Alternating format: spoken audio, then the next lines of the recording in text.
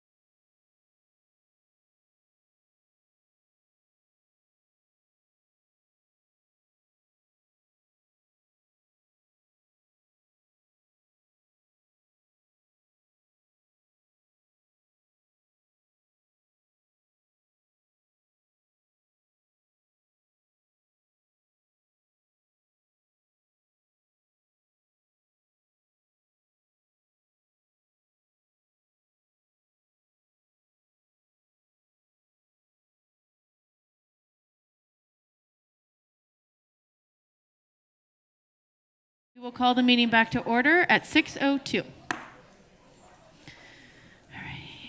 Item 4, report of action taken in closed session, case number 2223-07SD. Can I get a motion to approve? I'll make a motion to approve. Can I get a second? I'll second that. Roll call, please. Trustee Brown, Yes. Trustee Johnson, Yes. Trustee Martin, Yes. Trustee Nelson, Yes. Trustee Wing. Yes. All right. I would like to invite our students from Lawrence Jones up for the flag salute.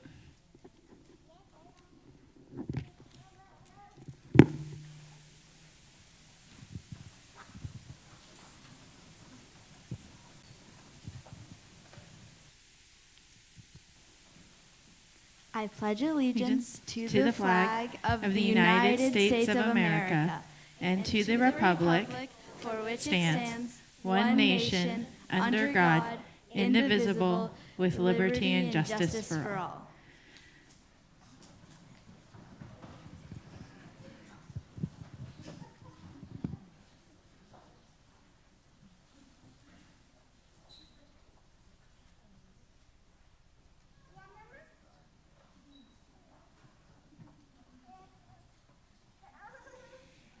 All right. Item 5, special recognition and presentation. This is my favorite meeting of the year because we have all kinds of exciting stuff to do.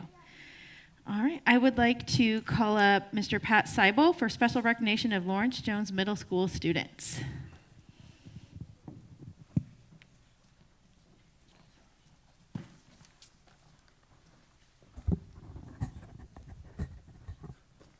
All right.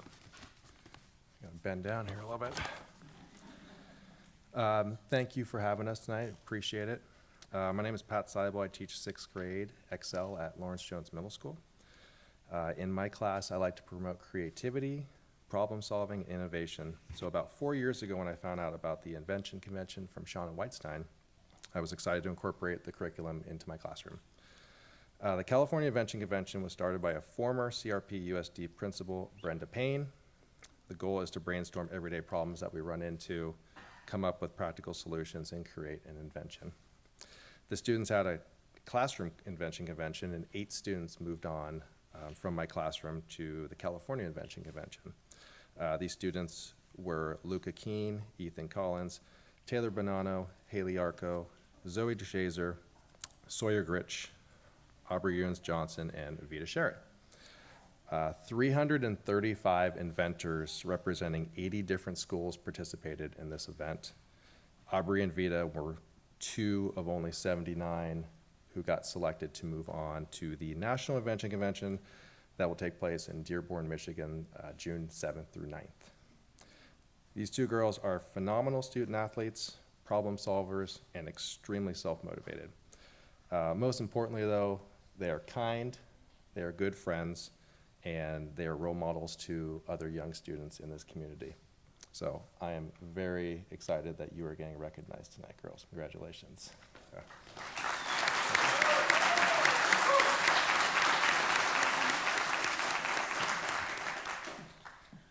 I'm Vita Sherritt, and my name is Aubrey Ewens Johnson. We're in 6th grade, and we go to Lawrence Jones Middle School. We won the Invention Convention in our class and moved on to state. From state, we moved on to nationals. And we would really, really enjoy it if you would help fund our trip to Dearborn, Michigan, because The Invention Convention is a very wonderful opportunity that we would love to have happen because it'll really help us and it would improve. It would just be a really amazing opportunity. thank you.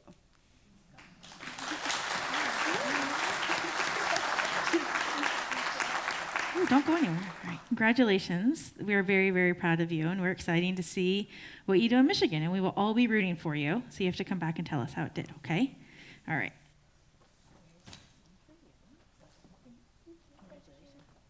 So did Mr. Seibel tell you my son made it to the California one in 6th grade? You can come back with maybe one.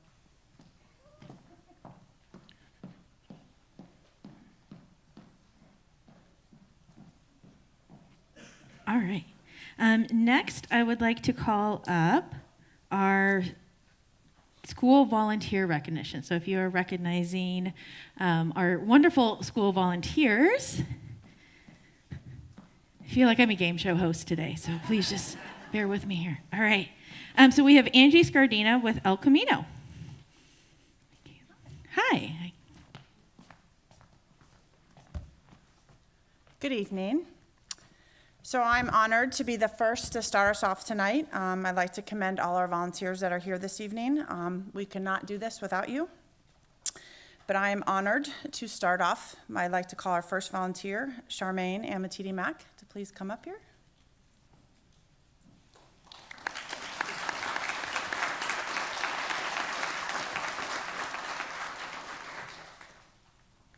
So now I get to embarrass her. Just kidding. Charmaine, whose unselfish and dedicated service to El Camino High School has made a significant difference in the El Camino community, and it represents her commitment to success and hard work. In addition to her full-time job at Lawrence Jones Middle School, she has served on the El Camino Site Council as a community member. Our meetings are held very early in the morning before school starts, and she has not missed a meeting. A few of Charmaine's characteristics: she has provided significant enthusiasm, organizational assistance, and specific expertise, shows initiative and leadership in her efforts, has a positive attitude, has exemplified her dependability, has significant depth of involvement, has made a difference. I would like to truly thank her for committing her time and herself to El Camino High School. The school community appreciates her dedication and commitment to make El Camino the best it can be. Thank you.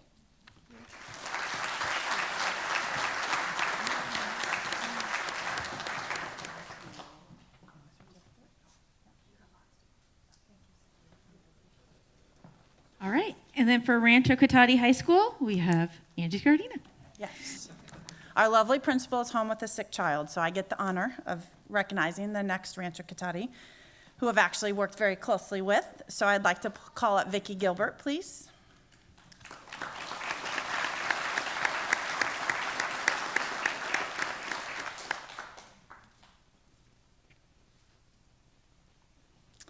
Vicki Gilbert has been involved in the Rancho Cotati music program for about 12 years and currently serves as the president of the Rancho Cotati High School Music Boosters.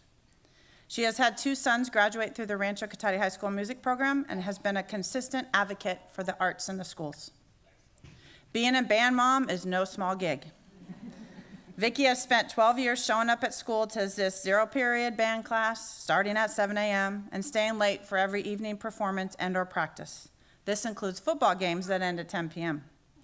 If we're lucky. Sandwiched in between her band mom volunteer duties, Vicki also has a day job. This longevity in years and level of commitment and hours daily of Vicki's commitment is commendable. She's been involved in helping our students with fundraising and has provided a voice for music within the district.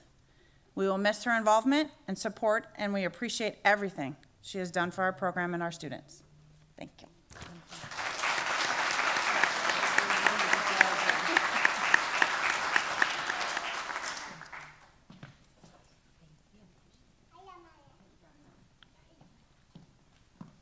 All right. Next up for Evergreen, we have Maya Russell Nava.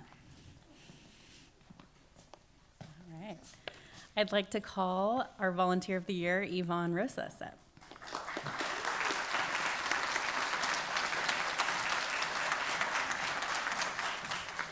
So Yvonne is a parent at Evergreen. She is a parent of a current first grader, a soon-to-be TKer, and 2 students at Rancho Cotati High School.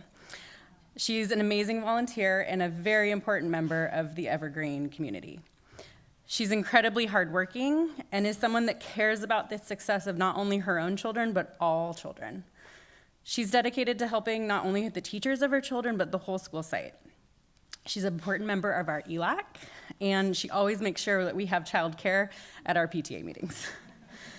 She is available to new families that have questions about our school. She helps our students that are either new to the country or that are emerging English learners. She even helps me corral students that are struggling to make it back to their classroom after lunchtime. In the classroom, she helps with art projects, with small group centers. She attends field trips, and she is always a friendly face on the recess yard.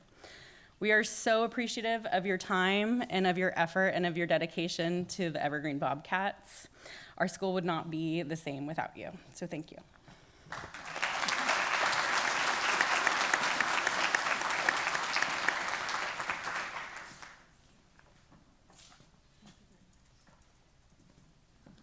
All right. For Han, we have Principal Rachel Hankerson. Come on up, Mrs. Smith.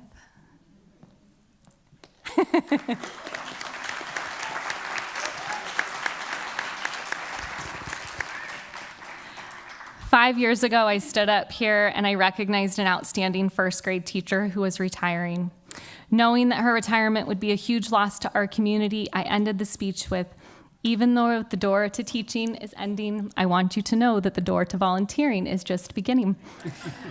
I'm so glad I did because Diana leapt through that door. With that, I'm pleased to announce Diana Smith as Han Elementary School's Volunteer of the Year. Early on in the year, I began to expect Diana at my door every Monday morning. During these impromptu meetings, she'd tell me about research she'd done over the weekend, handed me a year-long color-coded unit plan for benchmark, and say things like, "I'm going to meet with first grade today. They're already doing a lot of this, but we'll highlight what they're doing and add a piece that we'll start doing next week." Our regular check-ins became so frequent, and coupled with the fact that she was always reading with students at our school, I forgot that she wasn't actually a member of our staff. Before long, Diana started dropping hints of Walk to Read. I think she wanted me to think it was my idea. Before I knew it, she had first and second grade teachers on board to start Walk to Read. She quickly took action, assessing students, making spreadsheets, and partnering with the teachers and staff during data meetings. And before we knew it, Walk to Read was up and running. Over the rest of the school year, I watched her swoop in and help a grief-filled teacher who was struggling. Later, she set up a classroom when the teacher was out with COVID and stood in for that teacher at open house. Diana really does whatever it takes to support students and staff. When I told her she was chosen as our Volunteer of the Year, she said, "Well, that's silly." But the truth is, the impact she's had on the staff and students this year has been unsurpassed. Just when we thought Diana couldn't possibly help our school anymore, she stopped by a couple weeks ago to ask if she could start working with third graders in the afternoon. Obviously, I said yes. Diana, I'm so glad the door to volunteering opened, and we appreciate that you jumped through that hoop. Thank you for the service and dedication to student learning.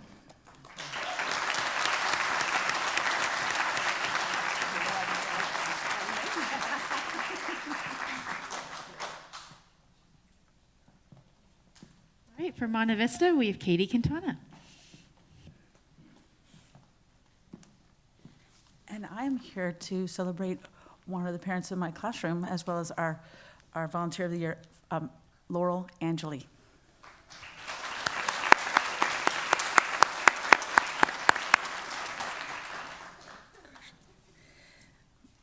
It is.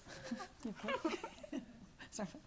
It is with great pride that Monte Vista celebrates Laurel Angeli as our Volunteer of the Year. Mrs. Angeli has served as PTA president for the last 2 years, working tirelessly to ease us gently back into school and to reestablish normalcy after the surreal season of COVID. Mrs. Angeli made our return to campus feel like a loving family reunion by restoring traditions like the Walkathon and the Fall Festival. But she also cemented her presidential legacy by ushering new traditions like the family glow parties and the sock hop. She coordinated a science night where students could sample the wonders of science, and as a bonus, could see the principal's electrified hair stand up on her head.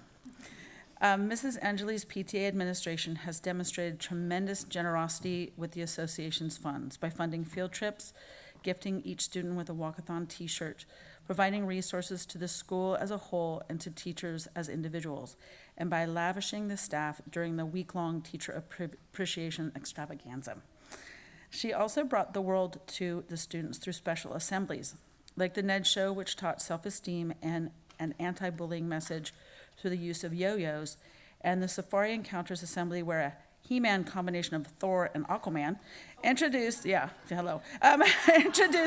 Monte Vista students to wild animals in need of rehabilitation. Mrs. Angeli also spearheaded various fundraisers, the most recent of which takes the proactive step of selling popcorn now to fund outdoor education for next year's fifth graders. Mrs. Angeline has done all these things with a humble spirit and an infectiously cheerful attitude. We are proud of all she's accomplished, and even more importantly, for the remarkable person she is, and the wonderful kids she's raised, by the way. Please join us in a grateful round of applause for Laurel Angeli, Monte Vista's Volunteer of the Year.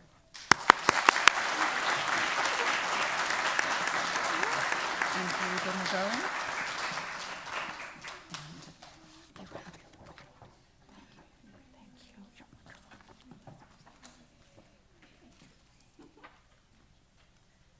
All right, Tech High School, we have Michelle Spencer.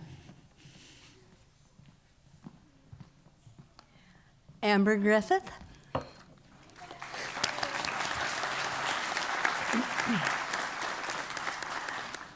Hi, Amber. Technology High School is thrilled to honor Amber Griffith as our Volunteer of the Year. Amber is the parent of a 9th grader at Tech High. And congratulations and thanks for being here. I know your daughter just got married this weekend, so another big milestone. Amber is a member of our PTSA and serves in the position of secretary. She is organized and helps keep our meetings and our minutes in order. We are grateful for her involvement. But Amber truly goes above and beyond with her support and service for Technology High School.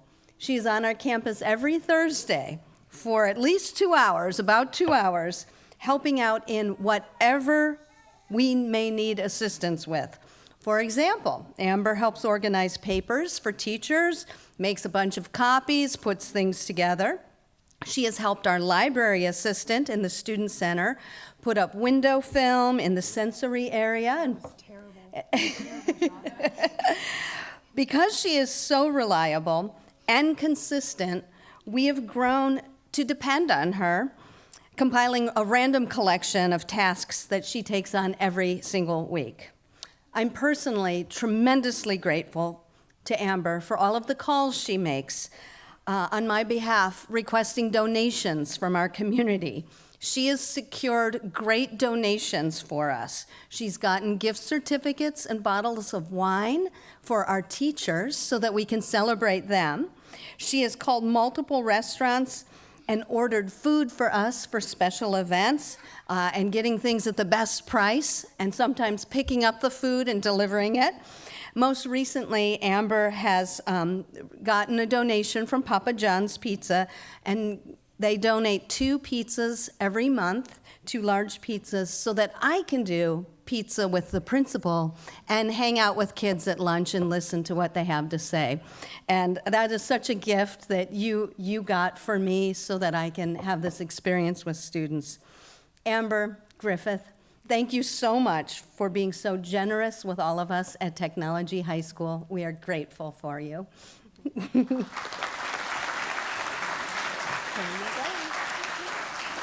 I was told that I could speak for 7 minutes. Michelle, go ahead. Just kidding. Wait, Amber. All right, for University Elementary at La Fiesta, we have Principal Christina Lundy. All right, oh, Renee's already coming down. Come on down, girl, let's do this. Okay, so just stand and look out at your people. All right, so Renee, I'm a little short. It is an honor to get these moments to share with our community what a dedicated, innovative, and conscientious person she is. Our partnership began in 2020 during distance learning. She had created these adorable learning spaces for her girls, routines so that they would be learning, but best of all, this open communication between her teachers and our UELF staff.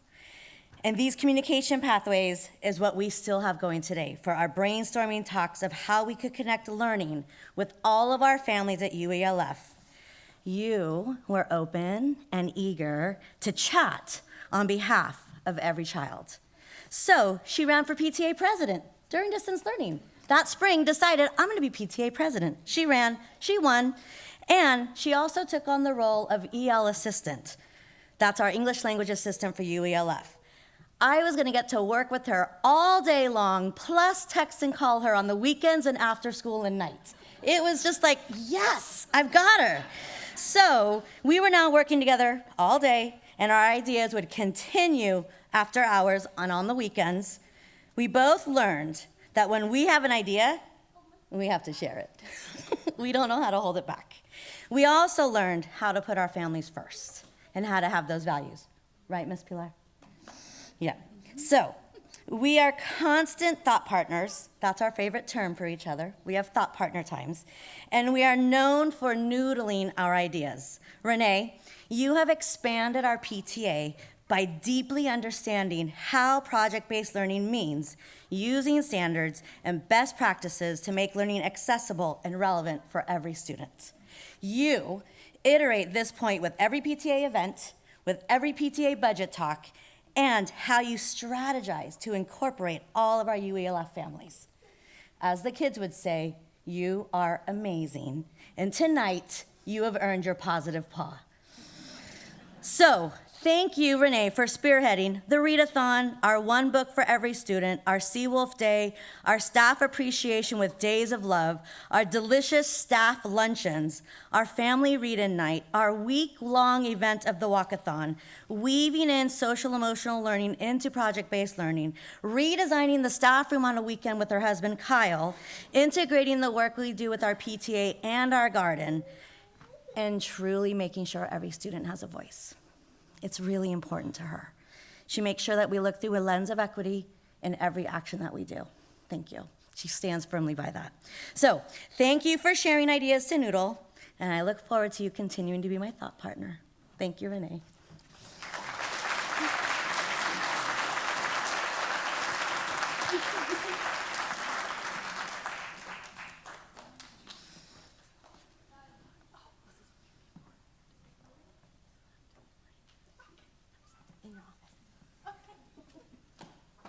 All right, for Thomas Page Academy, we have Lindsay Bottom. Hi, good evening. Our volunteer of the year this year is Barbara Geegan, and she suddenly is helping a family member who needs some help right now, but I just think that's so appropriate because it's so hard to recognize Barbara because she doesn't ever let us, I see teachers nodding, she doesn't ever let us recognize her. And because she's so humble and she's just someone who just embodies service to our community, and so I'm really sad to learn that she couldn't make it suddenly tonight, and we're gonna honor her anyway because she deserves it. So I'm happy to honor on behalf of the Thomas Page Academy family, Barbara Geegan as Thomas Page Academy's Volunteer of the Year for this school year. Barbara is a beloved member of the Thomas Page Academy community. She retired as our 8th grade math and science teacher a few years ago, whom we loved, and then we were really sad, and then we were really happy because she never left. She is there every day. Barbara volunteers countless hours serving on Thomas Page's 10.5 beautiful acres as our garden docent and gardener. If you've ever been to Thomas Page Academy, you've seen our picturesque country property. Our space would not be nearly as beautiful and pristine without the efforts and love Barbara dedicates to our property and our community. Whether it's a rainy, foggy December morning or a sunny, hot July afternoon, I can expect to see Barbara's car in the parking lot and her working away to make our garden fruitful and healthy for our students to enjoy. Our students love going out to garden class to serve as young gardeners and learn about the ecosystem from Ms. Geegan. It's a time they look forward to every week, and I look forward to the fresh salsa that they make that we can enjoy in the staff room. We're especially grateful to Ms. Geegan for volunteering to chaperone at a 3-day outdoor education trip with our 5th graders this year. At the last second, we had a chaperone who was unable to attend, and Barbara was there like right away, and she dedicated 3 days and 2 nights to our students at Outdoor Ed, and because of her service, our students had the unique opportunity to further connect with nature, learn about the environment, and build lasting memories and relationships that they'll carry with them throughout the rest of their life. Barbara has truly made a difference in the lives of the students she works with for the whole Thomas Page Academy community. Through her dedication and commitment to our school, she has not only taught students valuable skills in gardening and horticulture, but she has also instilled in them a sense of responsibility, respect for nature, and the joy of seeing things grow.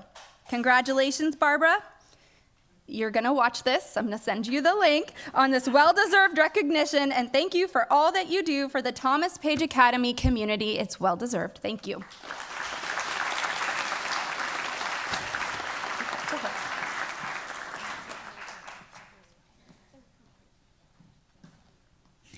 All right, for Richard Crane, we have Teresa Raffoni.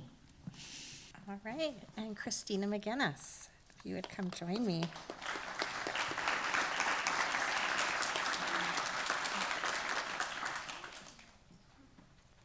So this is Christina McGinnis. She's a mom volunteer extraordinaire of a first grader and a third grader. It's my pleasure to recognize her tonight as our Richard Crane Volunteer of the Year. Christina has gone above and beyond in her efforts to make our school a better place. As a member of our site council, she has brought really good ideas to make sure that all of our students are served. She's definitely part of our decision-making process. In addition, she's been an active member of our PTA. She is currently serving as our secretary. She's been a past president and will serve supporting our school as a vice president for the 22-23 school year.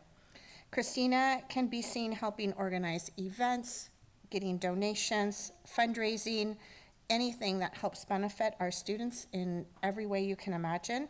Her dedication and commitment is seen every day.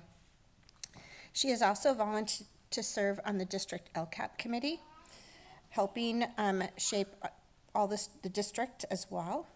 Last but not least, Christina has also shown her talents as our school, helping our school-wide Crane in Motion, leading our students in exercise in the morning as before school starts. She's also supported our after-school play, helping the students get back and forth from rehearsals. She can also be found riding a scooter in our Cougar Cub costume and dressing up as our Cougar Cub, helping us out. All of these contributions have made a significant impact on our school and our students. So please join me in congratulating Christina McGinnis as our Volunteer of the Year. Thank you for your selflessness, your dedication, your commitment in making our school a better place, and you're truly, truly appreciated. Thank you.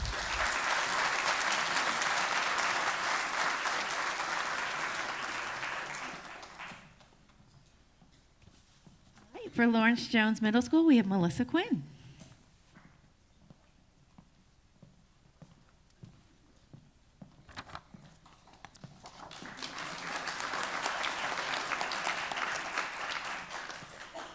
Tonight, we honor and recognize our Parent Volunteer of the Year, Miss Kelly Scullion. She has become a permanent fixture at LJMS and has truly gone above and beyond what we could ask from any volunteer. While Ms. Scullion has a 6th grader and an 8th grader at our site, she shows up to assist all of the students and staff. She spends the vast majority of her time organizing chaperones and student groups for field trips within Expeditionary Learning, but she doesn't stop there. She also volunteers to transport gaggles of kids all around the county for co-curricular trips. Ms. Scullion's infectious enthusiasm and positive attitude inspire all of the students, parents, and staff that have the good fortune to work with her. She represents the best of the LJMS community. She is thoughtful, selfless, takes initiative, and her presence elevates the overall well-being of our school and community. No matter what the ask, she does not hesitate to step up and help out. What truly sets her apart is her genuine care and concern for every member of our community. She even knitted beanies for parents and staff chaperones during the week-long freezing cold Yosemite expedition this year. Every single one of them got a handmade beanie. She mentors students when they're presented with challenges. She listens when they need to be heard. She offers unwavering encouragement. On one of our more recent expeditions, she modeled how to manage an unexpected setback with grace when she accidentally ended up soaking wet in a tide pool at the beginning of the day. Okay, no change of clothes. So she simply smiled, had a chuckle, and finished the day with her soggy shoes without complaint or missing a beat. Ms. Scullion, you cannot begin to understand the level of positive impact that your presence has had on our campus. You are an inspiration to us and serve as an example of all that can be accomplished when schools and community members work together. Each day you volunteer at LGMS, you work to make our school an environment where our children can thrive. On behalf of the entire LGMS community, I extend my deepest gratitude to you. And thank you for being an exemplary role model and extraordinary parent volunteer. Thank you.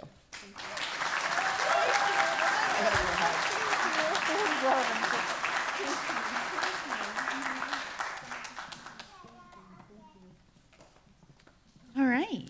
For John Reed, we have Anna Maria Young.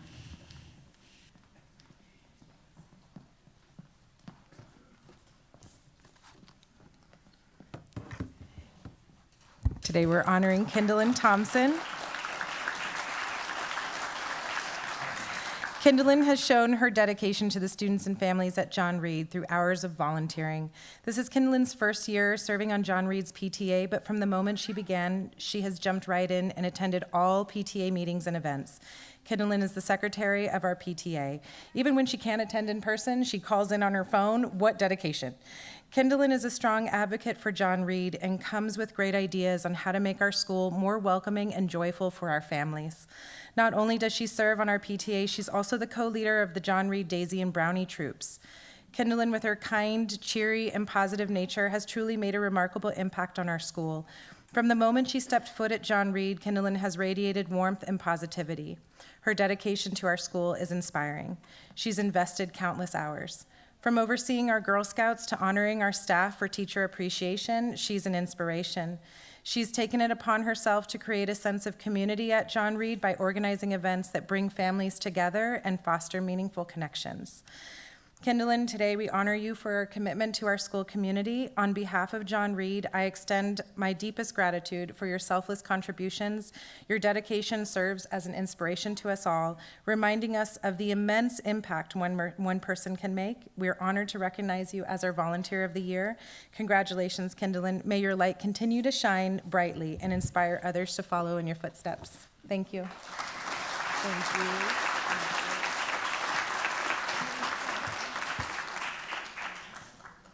All right. Thank you to all of our amazing volunteers, the district and the schools. Thank you very much. We could not do it without you.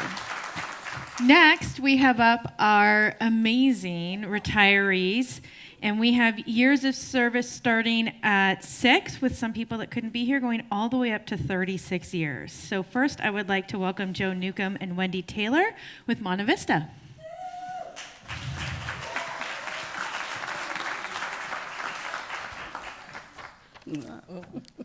Don't lean on the podium. Monte Vista is proud to honor Mrs. Jean Mayberry. Jean began working at Cotati Rohnert Park Unified School District in 1999. She started as a substitute office manager with the venerable Jane Wheeler before coming on board permanently in 2008 and weathered many principals since then. When Monte Vista had 4 different principals in 6 years, Jean was at the helm in the front office and helped steer the course at Monte Vista through tough times. During COVID, Jean spent many, many long days at school, making sure protocols were being followed and that our students and staff were kept safe. Jean ran a tight ship. You had to go through her to get to any supplies. She often told us that when she was a child in post-war Britain, she was given only 1 pencil to last the entire year. Jean, however, was always more than willing to drop everything to get the things teachers needed. She sure got her steps in every day. One teacher said, "What I appreciate most about Jean is her attention to detail. She is so attentive to each and every aspect of a task, no matter how minute it may seem. She exhibits this in all the work she did for the staff in the school, as well as in how she related to us. I adore this about her, as I believe it is a tangible expression of her love for us and the work we do. I miss her. One thing about Jean that everyone loved is her beautiful Yorkshire accent. When her lilting voice came over the loudspeaker, students and staff alike froze. She could make even the dullest announcement sound royal. Even when parents were told over the speaker to move an offending vehicle, they didn't mind and said, "Oh, we love listening to her." Jean developed strong personal relationships with many staff members.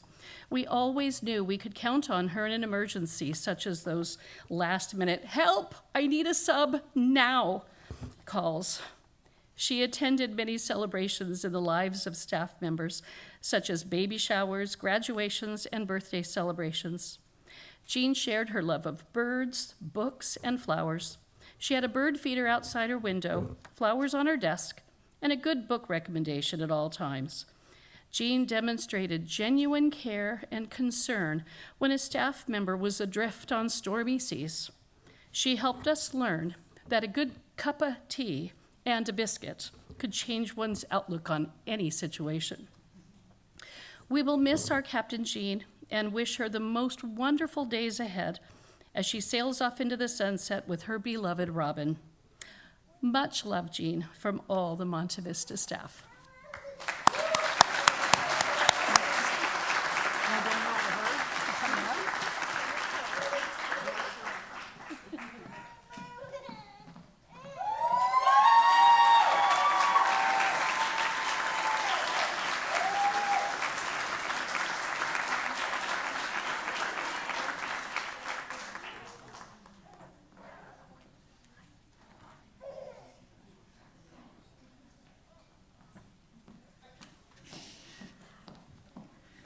Let me just dry my tears here for a second. Okay. All right. Next, we have Macy Uhola with Technology Middle School.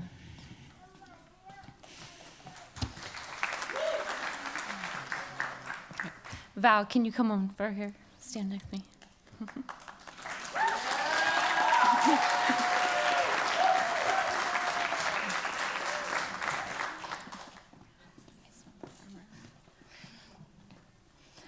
Today we gather here to honor a remarkable individual who has dedicated over 18 years in our education system. She has worked at Rancho Cotati High School, Lawrence Jones, Tech Middle, Evergreen, and Monte Vista. She's also brought her dance group to many of our school functions throughout the years.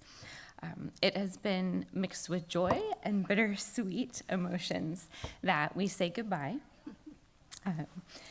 Your contributions as a paraprofessional in the education system has touched so many lives.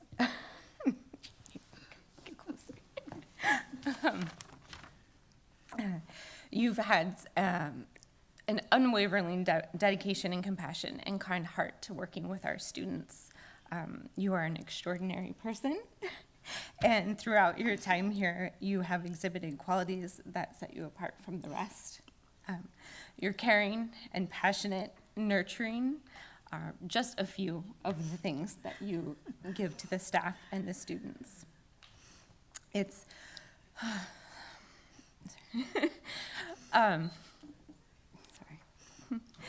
in a world, in the special education world, where patience and understanding are paramount, you have shown brightly your ability to connect with our students on a deep level, to understand their unique needs and challenges, and to provide the support is so inspiring and appreciated.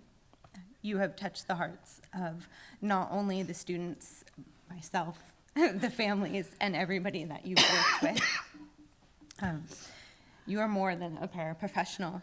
You have consistently gone above and beyond, taking the initiative to create an inclusive and supportive environment for everybody.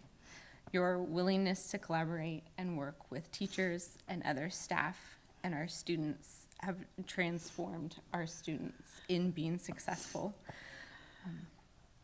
We've all looked up to you as a source of inspiration to keep going, to take a breath and reevaluate, stay positive.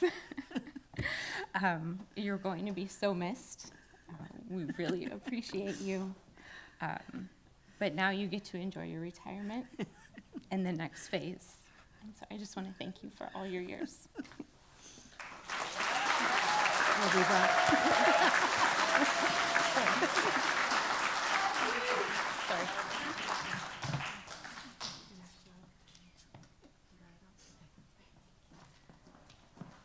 All right.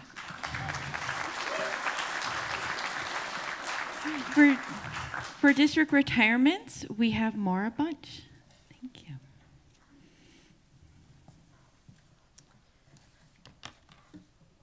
Val, do you want to come up? Val, yeah, if you want to. No pressure. Come up.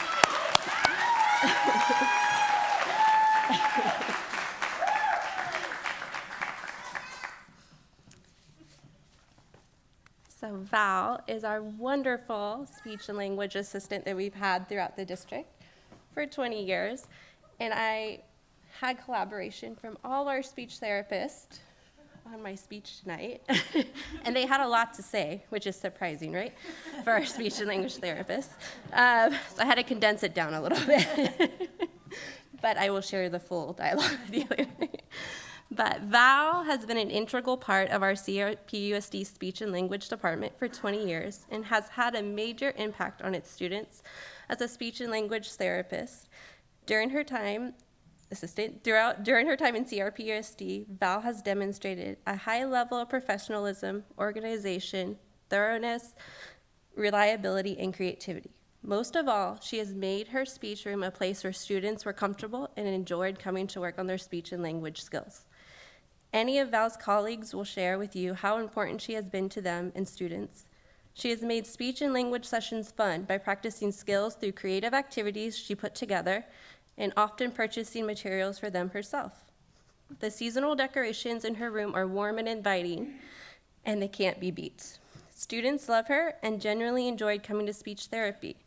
Students even pop by to deliver her gifts such as flowers to show their appreciation for her. Val has had a truly valuable impact on students in CRPUSD. Not only is Val well loved by students, but also by our speech and language therapist for her friendship and dedication to helping students with their speech and language needs. Everyone speaks highly of Val's dedication and skills, but also of just how much they value her as a part of the speech and language department family. They just enjoy hanging out with you and hearing about your going to Giants games in theater and how you listen to all their stories as well.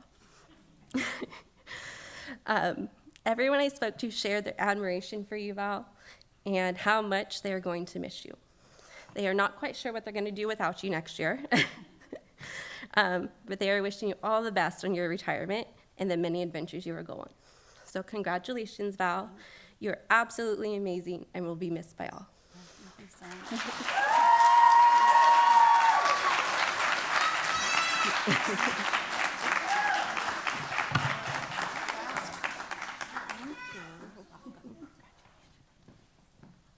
All right, for Evergreen, we have Maya Russell Nava.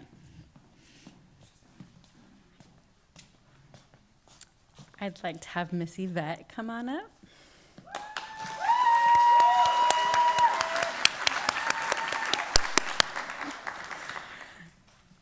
Miss Yvette, as so many students know her, has been with the district for many years and made a difference for countless kids with exceptional needs. Yvette worked one-to-one for a student in full inclusion for about 7 years, and the mom of that student will tell you just how amazing she is if you so much as mention Miss Yvette's name in passing.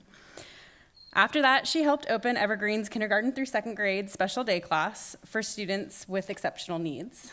That teacher will tell you how amazing she is whether you ask her or not. She has been a part of building and growing that class into a place where all students can learn, be loved, and be heard. Her patience, hard work, and willingness to learn contributed to the success of the classroom and the success of so many children. Yvette helps to be the best that they can be by providing support while encouraging independence. She gives students a voice, many of whom do not have that way of communicating yet. Yvette eagerly learned some new signs, picture communication, and even how to program an iPad to talk for kids who couldn't yet speak for themselves. Very impressive. She works patiently and lovingly with every child she has encountered. She celebrates successes that might appear small to those outside of special ed, as if they were world-changing, because she knows that for that child and for that family it was. Yvette claps and cheers and even does the big kid potty dance upon request when students learn to use bathroom for the first time.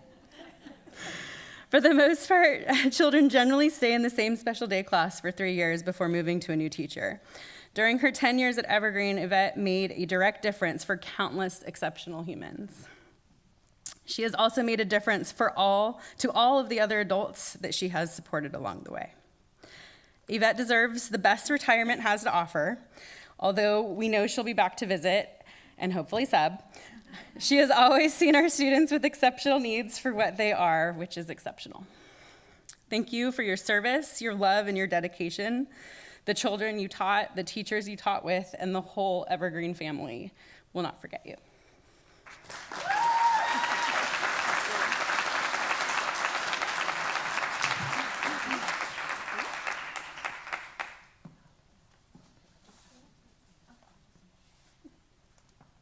All right, with Technology High School, we have Principal Michelle Spencer.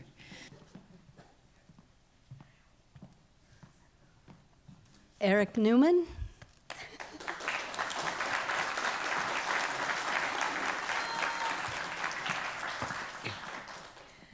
Hi, Eric Newman. Hi, nice to meet you. It's nice to meet you, too.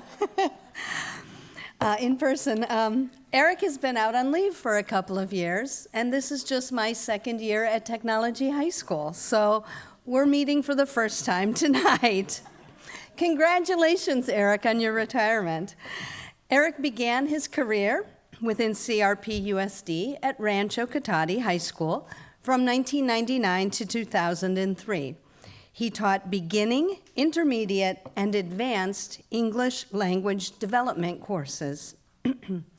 Eric also helped coordinate programs for limited English students.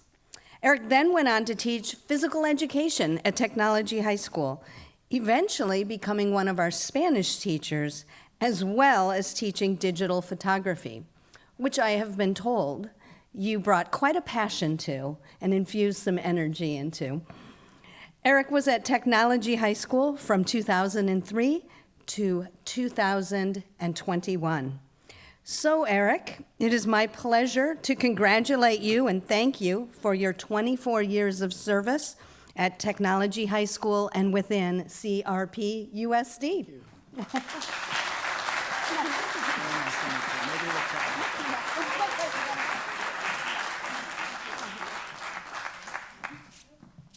All right, next we have Rachel Hankerson for Hahn Elementary.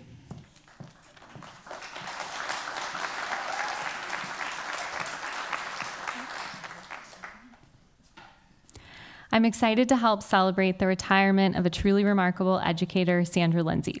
Sandra dedicated 35 years to education, 30 of those years being here in Rohnert Park, where she's worked with students from the preschool program through 12th grade.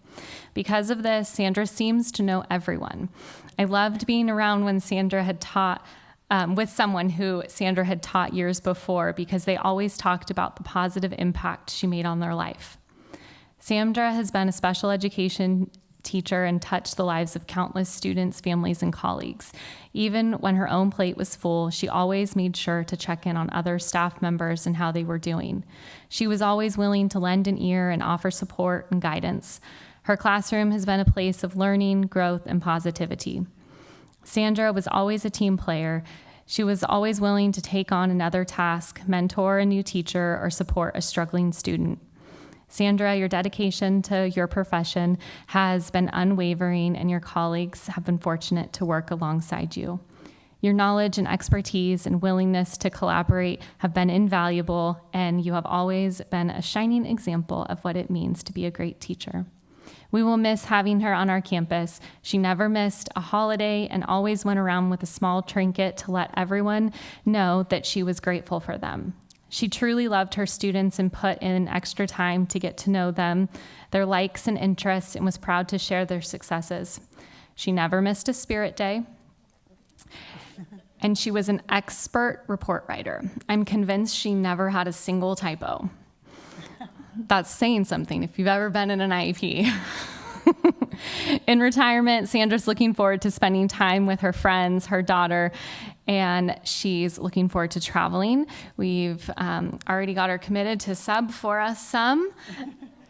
And so as you embark on this new chapter of your life, we want to express our gratitude for your years of service and commitment to your students.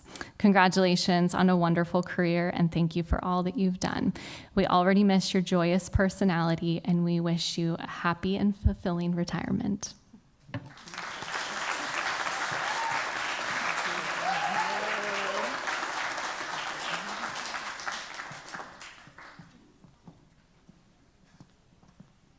All right, with Lawrence Jones, we have Melissa Quinn.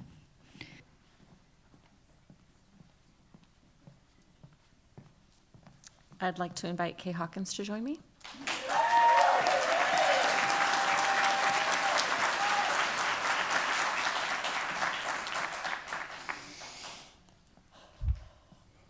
Board of Trustees, Dr. Perez, esteemed colleagues, students, and families. I am honored to recognize Ms. Kay Hawkins, who is retiring from Lawrence Jones Middle School at the end of this school year. Today, we recognize an exceptional educator, a devoted mentor, and a pillar of our community. For 36 years, Ms. Hawkins has dedicated her heart and soul to the students of Cotati-Roanoke Park Unified School District.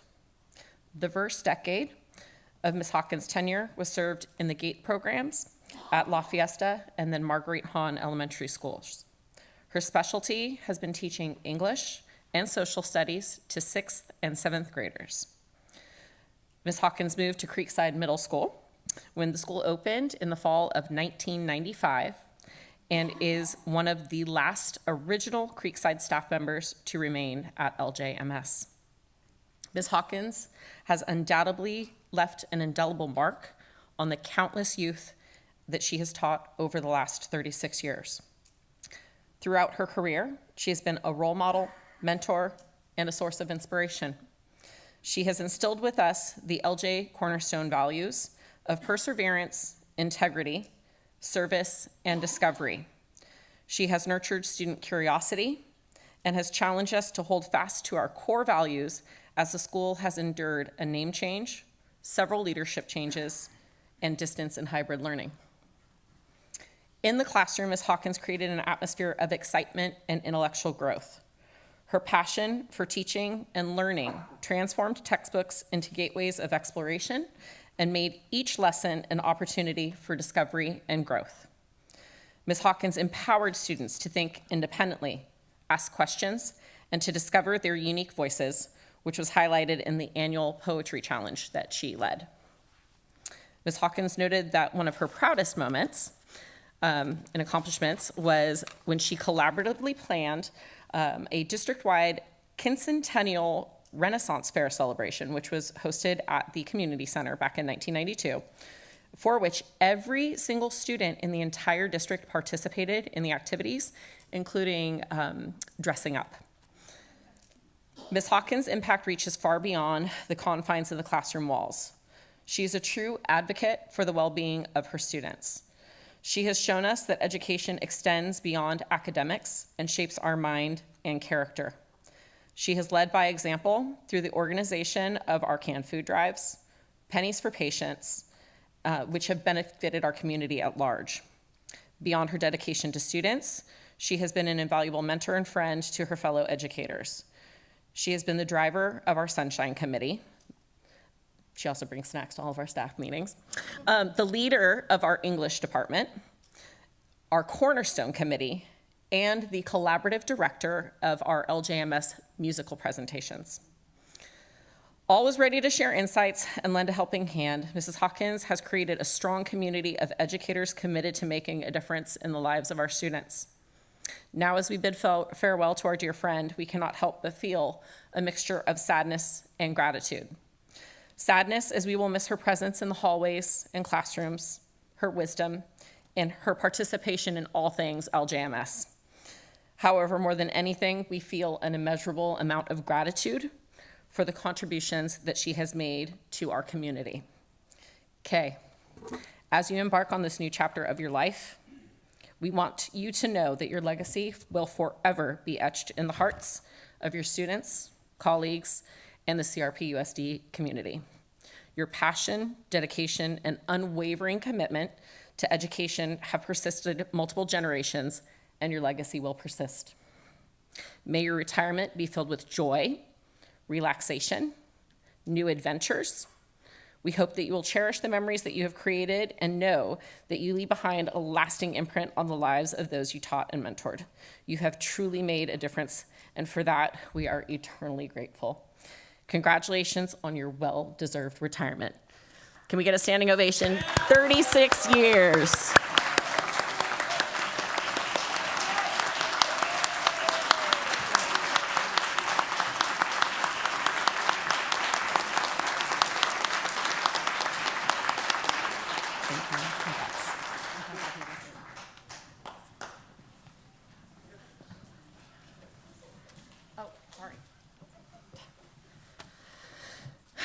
And so with this, I also present a beautiful plaque that has all of her service noted on it. Congratulations, Kay.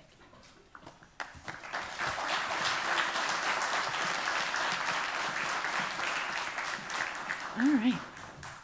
We do have a couple retirees that were unable to come tonight, but we still wanted to recognize them and thank them very much for their service, and we will make sure that their recognition gets to their school sites. So for Technology Middle School, we have Diane Perez with 6 years of service.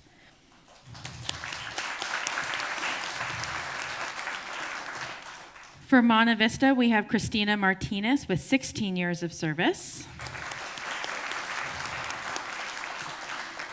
In the district office, we have Susie Skinner with 20 years of service. For Rancho Cotati, we have Jill Hatch with 22 years of service. And with Lawrence Jones, we have Iris Beiswanger with 34 years of service. We just have a couple more recognitions. Next, we have Holly Campos, who will be coming up to speak on our student board member, Naomi Hernandez.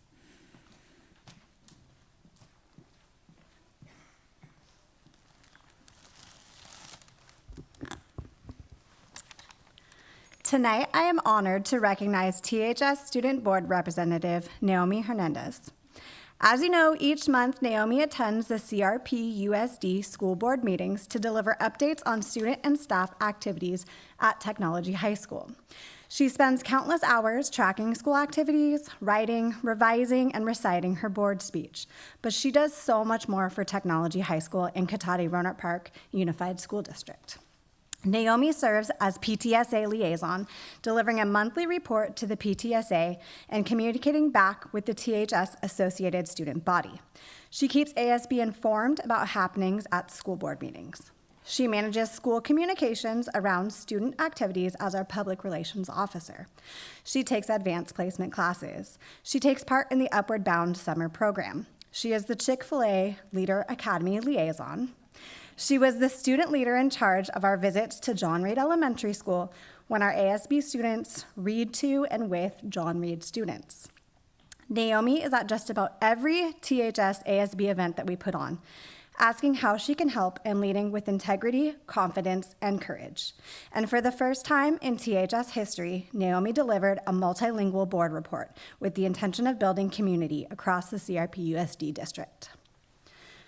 I asked students and staff to share some words about Naomi, and while I can't share all of the amazing things said, because we'd be here all night, there are a few comments I'd like to highlight.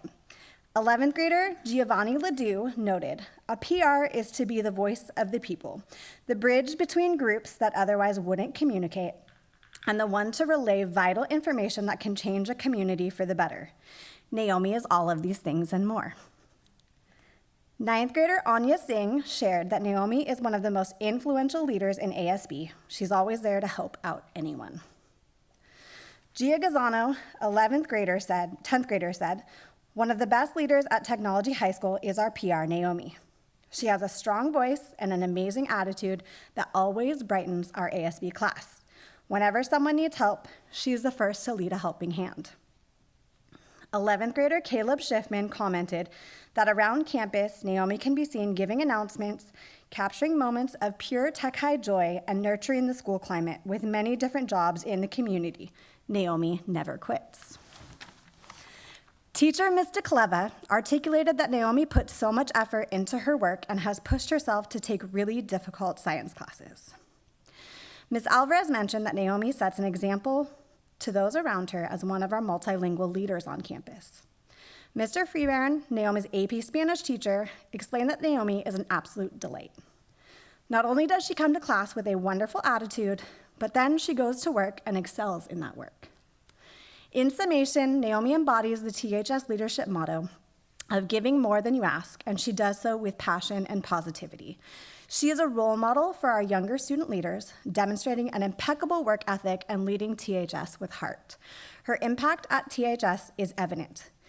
And lucky for us, Naomi gets to serve as a school board representative for one more year. Thank you, Naomi.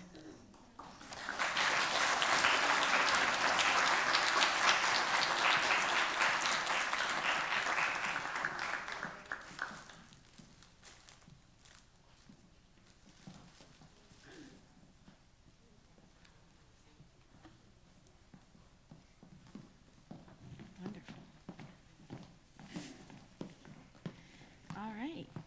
Oops. We have, I don't, is that working good? Jessica Holman to talk about David Zapata. Come in.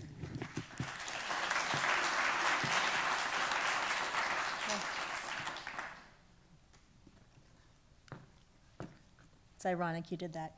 You'll hear in a second. There are very few students who enter my heart upon meeting them and then remain there for 4 years. David Zapata introduced himself to me as an 8th grader at a step-up night in the old gym with a confident smile, eye contact, and a perfect handshake. Looking around for his parents, I found former students of mine beaming with pride. David easily became a freshman class representative, a second-generation student, and an ASB lifer. He served as ASB treasurer the year we were supposed to go to leadership training at Disneyland, but went on quarantine instead. However, he brought Haunt My House to the Cougar community that year, which will remain his fundraising legacy. It's rare for a junior to serve as ASB president for their Cougar community. But David did, helping to create a smooth transition back on campus for Rancho students after COVID. His senior year has seen David grow as a school board representative, speaking to adults in a formal setting, a feat many adults aren't comfortable with. Overall, David Zapata is always in search of answers, eager to please, able to map out pathways to goals, supportive of others' dreams, and a good soul.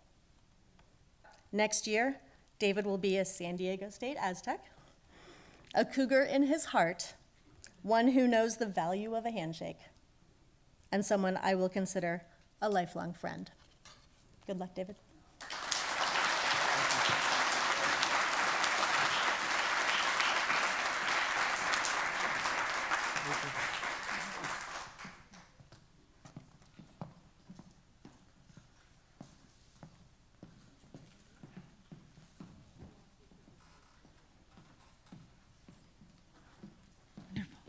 So at this time, you guys are welcome to hang out with us on stage, but if you would like to be excused, you are welcome to go down, and thank you everyone for your service and recognition.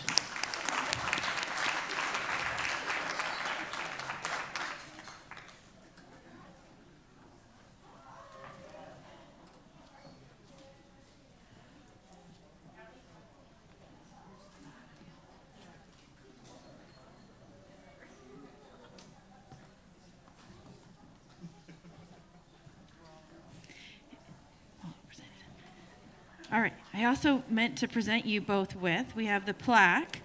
You guys started a new plaque this year with your names.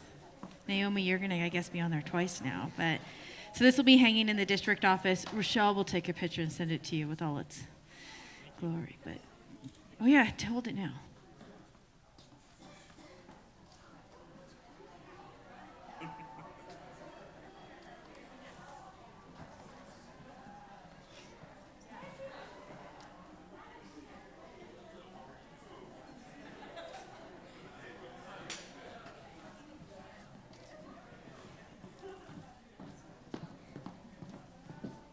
I see it. Okay, good. Thank you.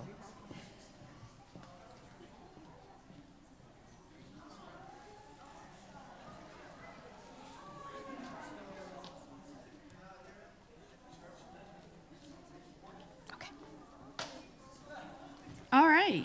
Next, we have Rancho Cotati High School Garden with Lisa Bauman, Emma, Olivia, and Lyndon. Come on up.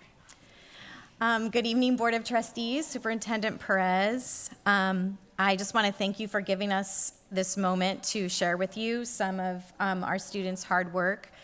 I'm up here with great pride to stand next to these seniors, Olivia Tyke, Lyndon Bohannon, and Emma Kirchhoff, and we have one of our group that's missing, Yiji Kim. These students have been working for the last 2 years with the Sonoma County Office of Education's Environmental Justice Coalition, which focuses on empowering youth in our schools to address environmental issues that affect environmental justice issues. So those environmental issues that affect low income and people of color. And this year they chose to focus on a garden, and I think it's fabulous because they get to leave behind a legacy here at the school and in the community.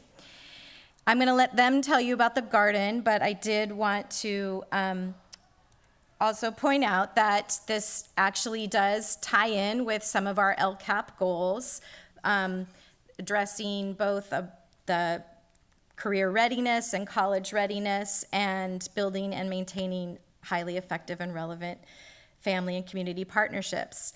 I also just want to acknowledge that for their participation and their hard work, that they have received the seal of civic engagement and of being environmental scholars. So now I'm going to let Olivia tell you a little bit about their project.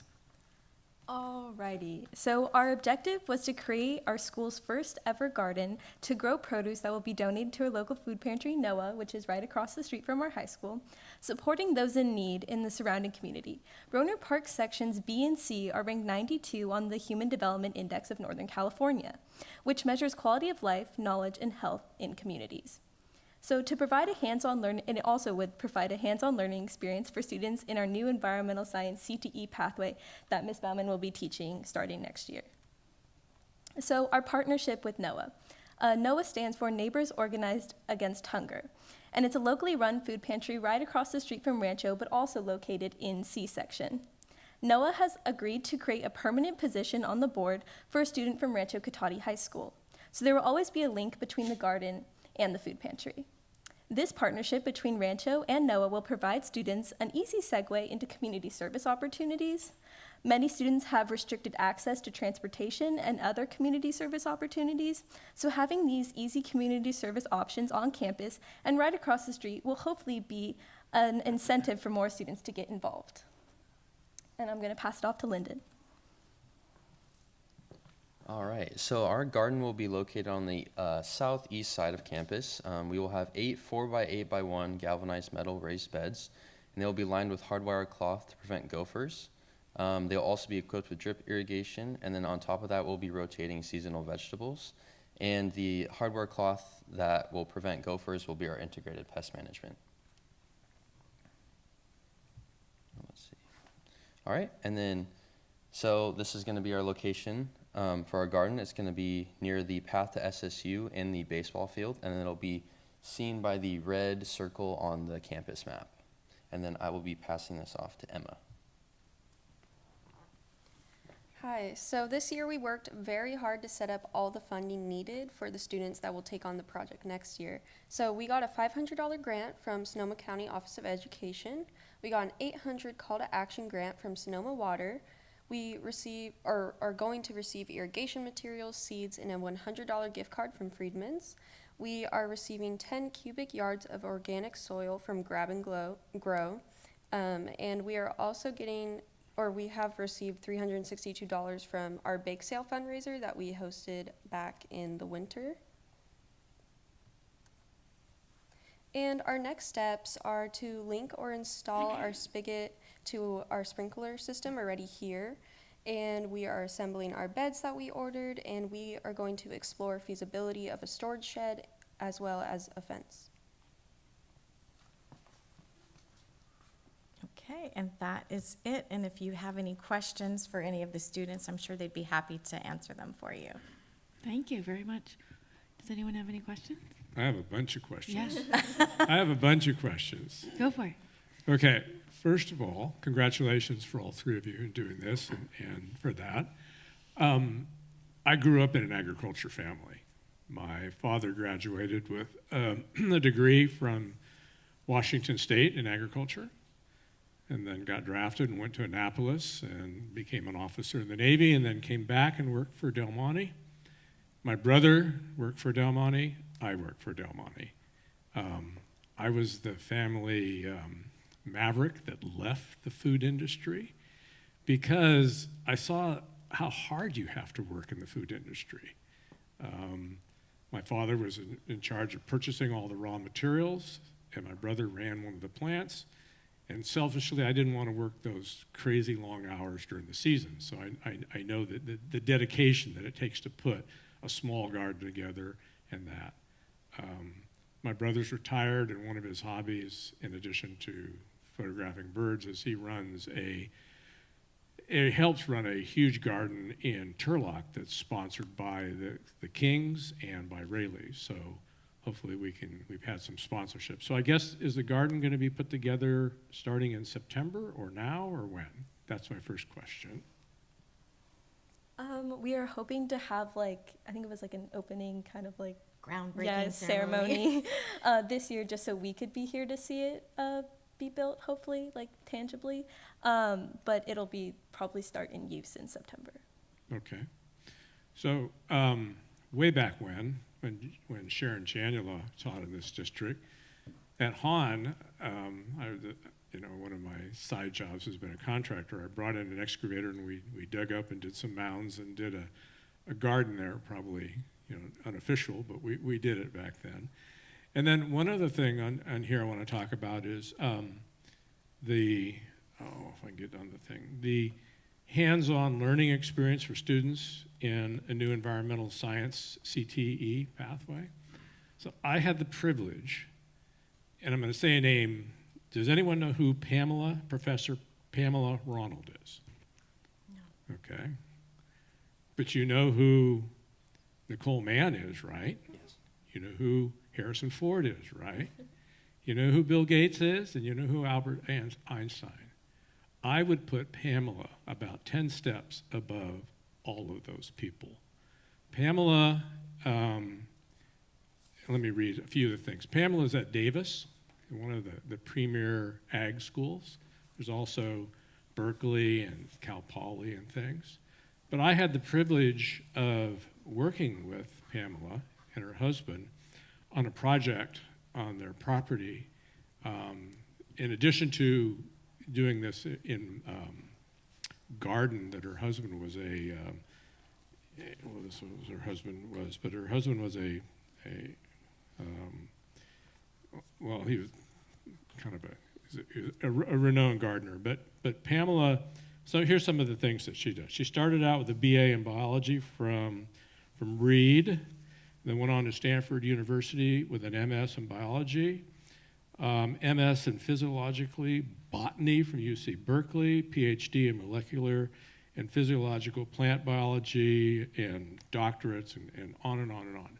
But the most unique thing when I worked with Pamela on this other project for her home about 10 years ago, she had just discovered ways for countries like India and Bangladesh and other places to come up with rice that was, kind of immune to diseases and other stuff, which solved millions and billions of people of starvation.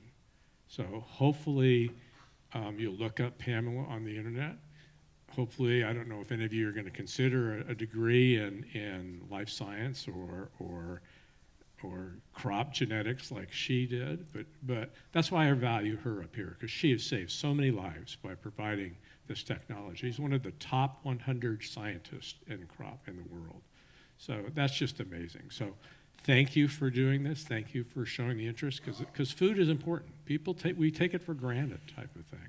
So there's so many elements to learn from, soil nutrition, from pesticides for water usage, and a very unpopular one right now is every time you pop an almond in your mouth, you know how much water that one almond takes?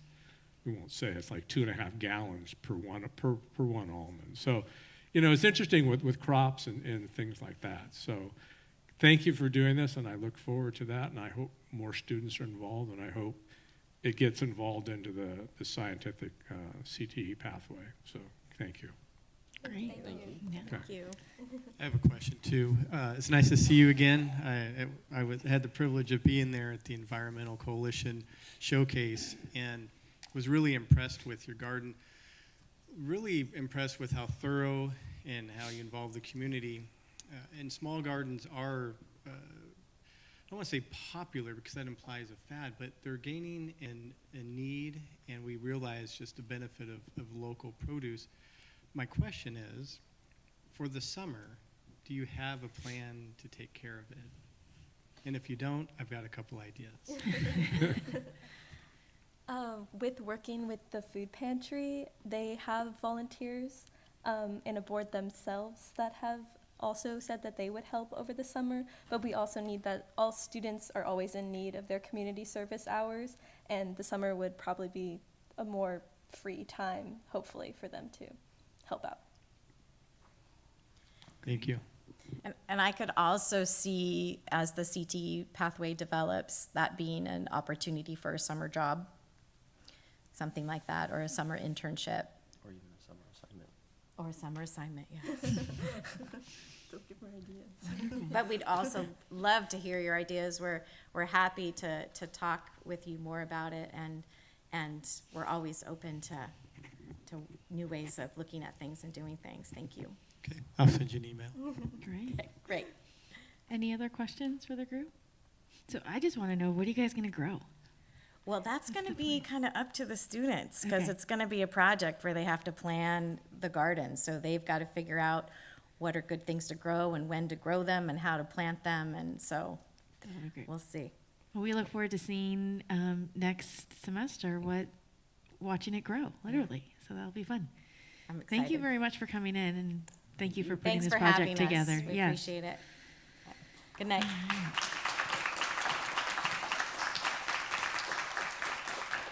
All right. Item 6, student board member reports. David, are you ready for your last report? All right, let's go.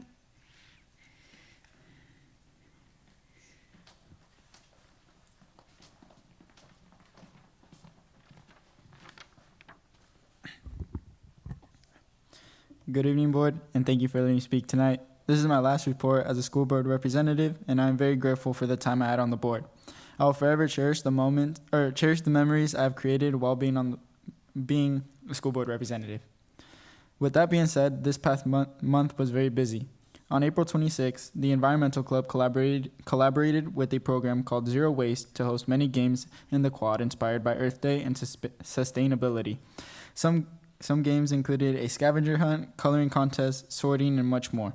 Also, prizes were given out to the winners. Leading up to prom, we had a prom spirit week and step up rally. The days for the spirit weeks were Monday, dress as your type; Tuesday, Y2K era, wear 2000s inspired outfits; Wednesday, upcycle day, wear something thrifted or wear green; Thursday, red flag day, on a white shirt, write something someone should know about you; and Friday was move up colors. Freshmen wear pink, sophomores wear blue, juniors wear red, seniors wear college merch. and then staff wore Rancho merch. We had a lot of participation for each day. And then on Friday was our Step Up rally. We had many amazing performances and from our award-winning drumline and color guard. We then had a trash and show and named all our spring captains. We ended the rally with our Step Up. Freshmen moved to the sophomore section, sophomore moved to the junior section, juniors moved to the senior section, and seniors moved to the floor to watch the senior slideshow. The senior slideshow was amazing as it honored the senior class. Prom was April 29th at Sonoma Raceway in Vallejo. It was a beautiful night full of fun. A lot of students were happy with the location and setup. A Google form was sent out to nominate people for prom royalty.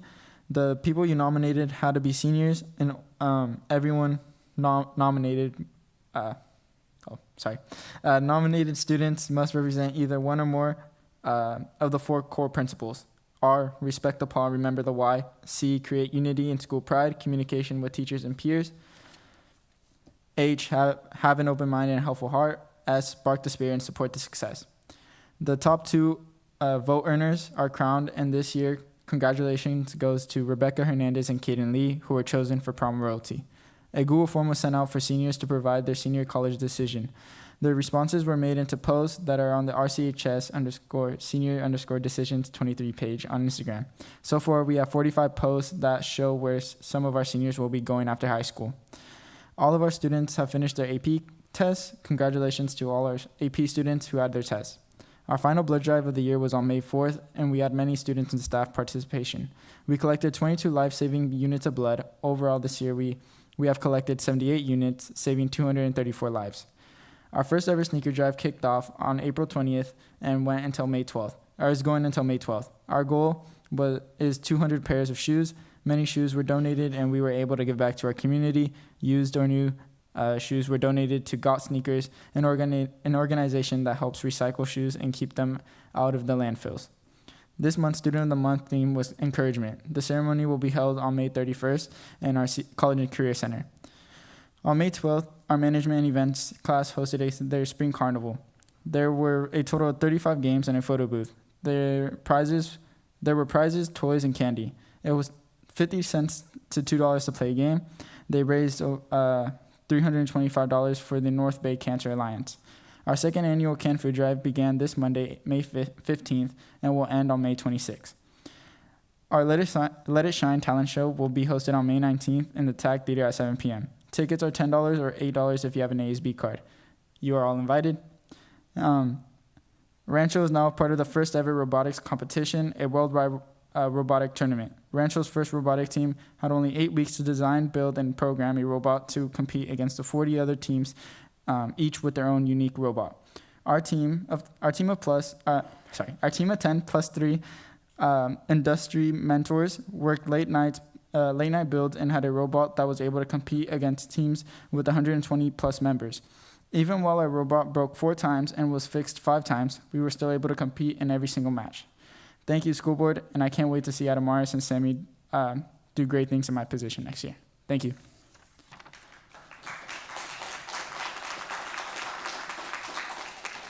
Thank you, David, and good luck in San Diego. We'll miss you. All right, Naomi.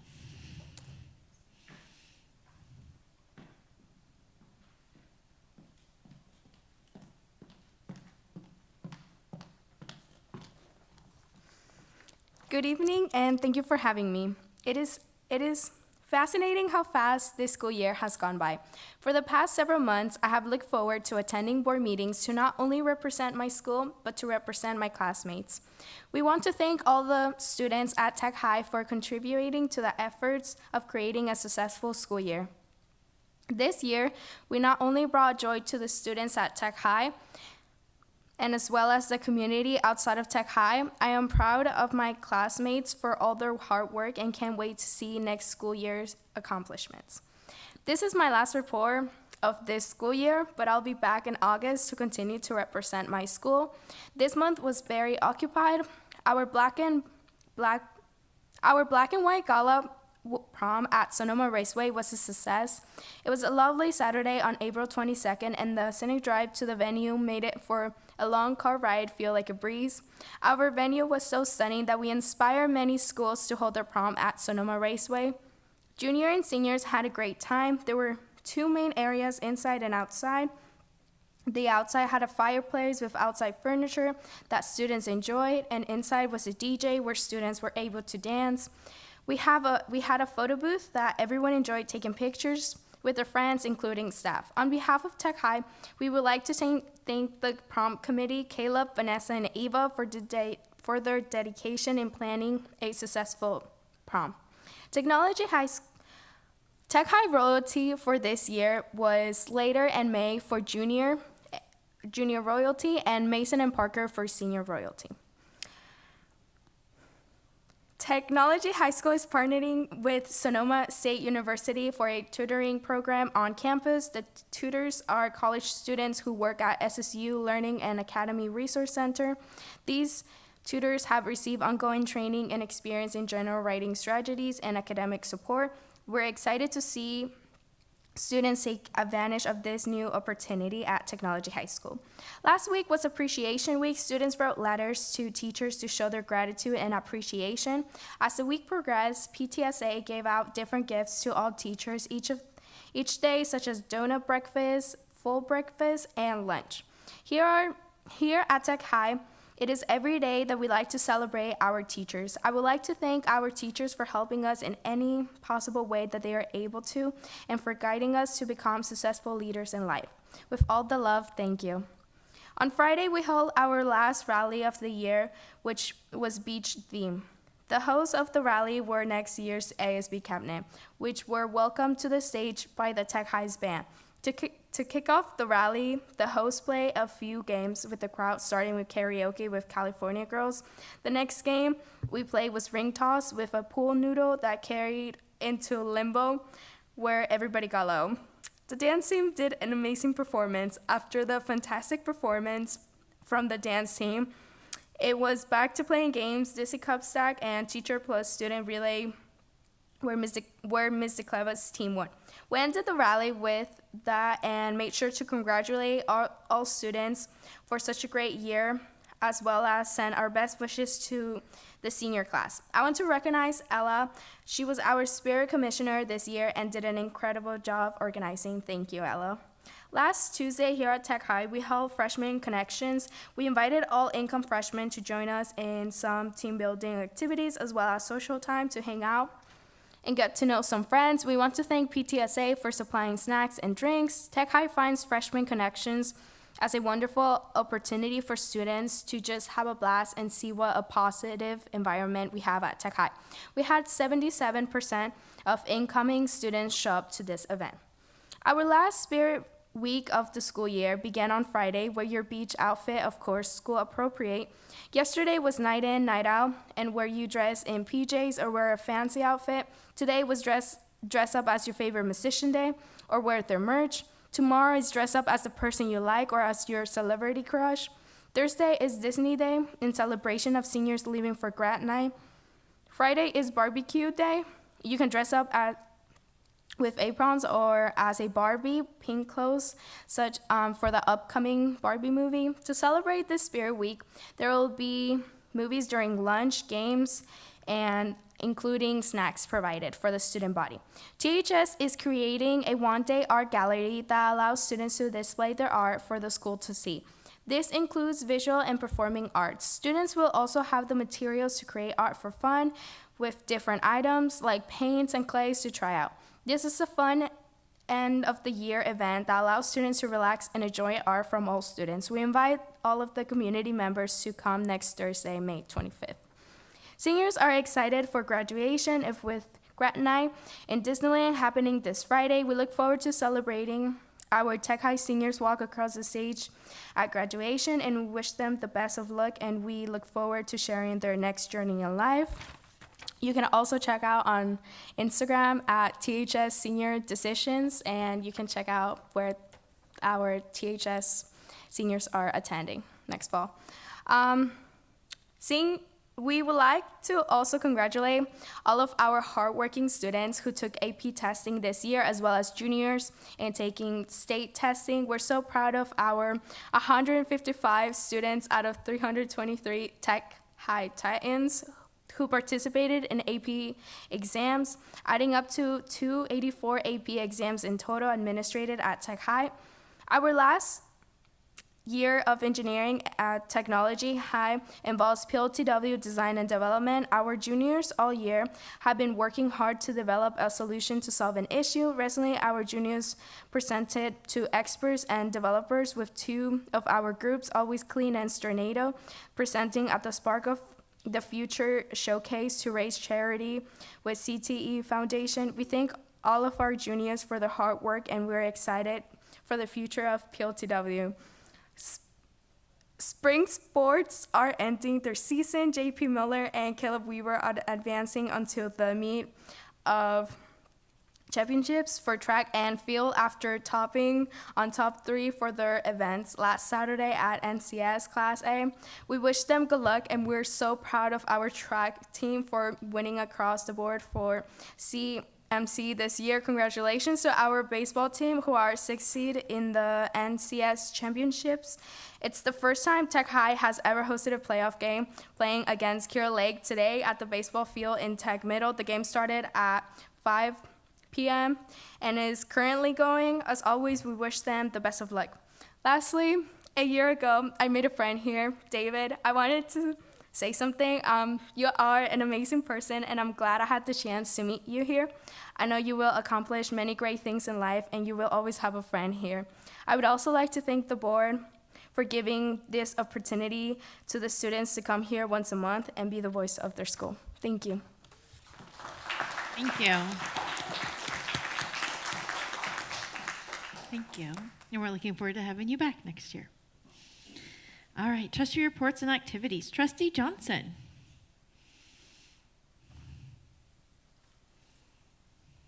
No report. No? Okay. Trustee Martin.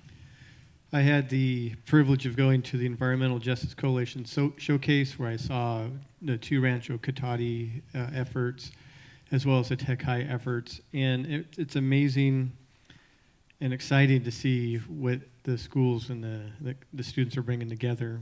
I've also was able to attend the Engineering Design and Development Showcase at Tech High. Miss Mason's class put on their engineering works, and it's neat to see the creativity.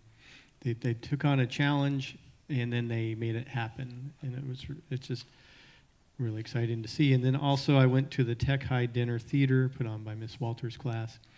And I'd like to say thank you to the teachers who make that happen, because I know without their leadership, it wouldn't happen. Wonderful. Thank you. Trustee Brown.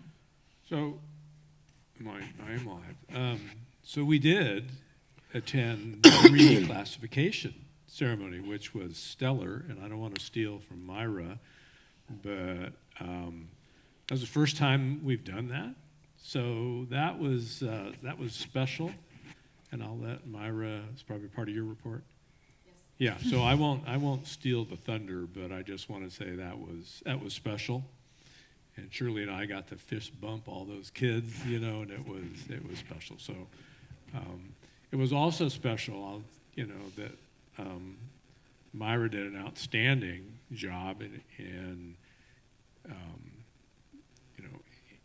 how do I say this? Engaging our other communities and speaking bilingually to them, and that was special. So I will let you go on from there, but it was a great event. Great, wonderful. Trustee Nelson. All right, well, thank you, David and Naomi, for filling us in every month. What's going on at our two biggest high schools, I guess. So I have been involved. We have DLAC next week. I'd like to encourage everybody. There's an LCAP survey out there that we want everybody to get their input in. And then I also attended the 2x2x2 meeting last month. And the focus on those 2 meetings, the chiefs from SSU and the Roanoke Park Police Departments were talking about the dangers in our community that fentanyl is bringing, and I don't know if you want to call it an epidemic here yet, but it's pretty widespread. They said, I think all the pills that people are buying that they think that it's something else here, they're all fentanyl. Oh, wow. So, And then also we were briefed on the activities and efforts of our school resource officer program with Officer LeMason. So. Great, thank you. And I guess that's about it for now, and except for looking forward to the upcoming advancements and graduations next month. Yeah, exactly. Just a couple weeks away, actually. It's Yes. crazy. So I went to the budget committee meeting that John put on. Thank you for the parents and staff that attended that. We talked a lot just kind of about where the budget is right now. John was so lovely and told me how COLA is created. I did Google it after that, just so you know. I still don't understand, but that's okay. And then we just talked a little bit about the parcel tax and kind of where we were at with that and all coming together and creating a unified voice. Looking ahead, we have the Special Education Committee meeting tomorrow, and then I have not looked at my calendar past that because I just know that there's some wonderful activity, and I'm really excited to celebrate all the students and teachers' achievements over the next couple weeks with open houses and spring flings and art and music and science and a maker's fair. I'm very excited to come to the silent auction here. That's going to be amazing. So yeah, we have a lot of fun things going on, but that's it. Dr. Perez?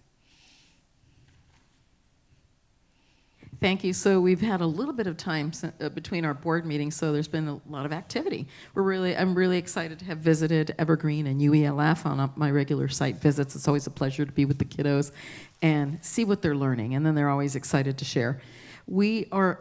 I am beyond thrilled, although some of these folks are moving on to principalships, so I'm like excited, nervous, excited, nervous. We have an August Learning Institute that was put together by a curriculum specialist who are moving on, but it's on August 8th, 9th, and 10th that we will have people within our district that are presenting, and it's really exciting. So we've kind of pooled and surveyed staff, our teachers, and they've come up with topics, and we've created a Summer Learning Institute. This is really exciting. We've only done it small scale, like when I was a site principal, so it's real exciting to see these 3 days happening. Although we're in the middle of transition, but I know it's going to be great this summer. Also, we had the reclassification ceremony, which Trustee Brown spoke about. We recognized 72 students.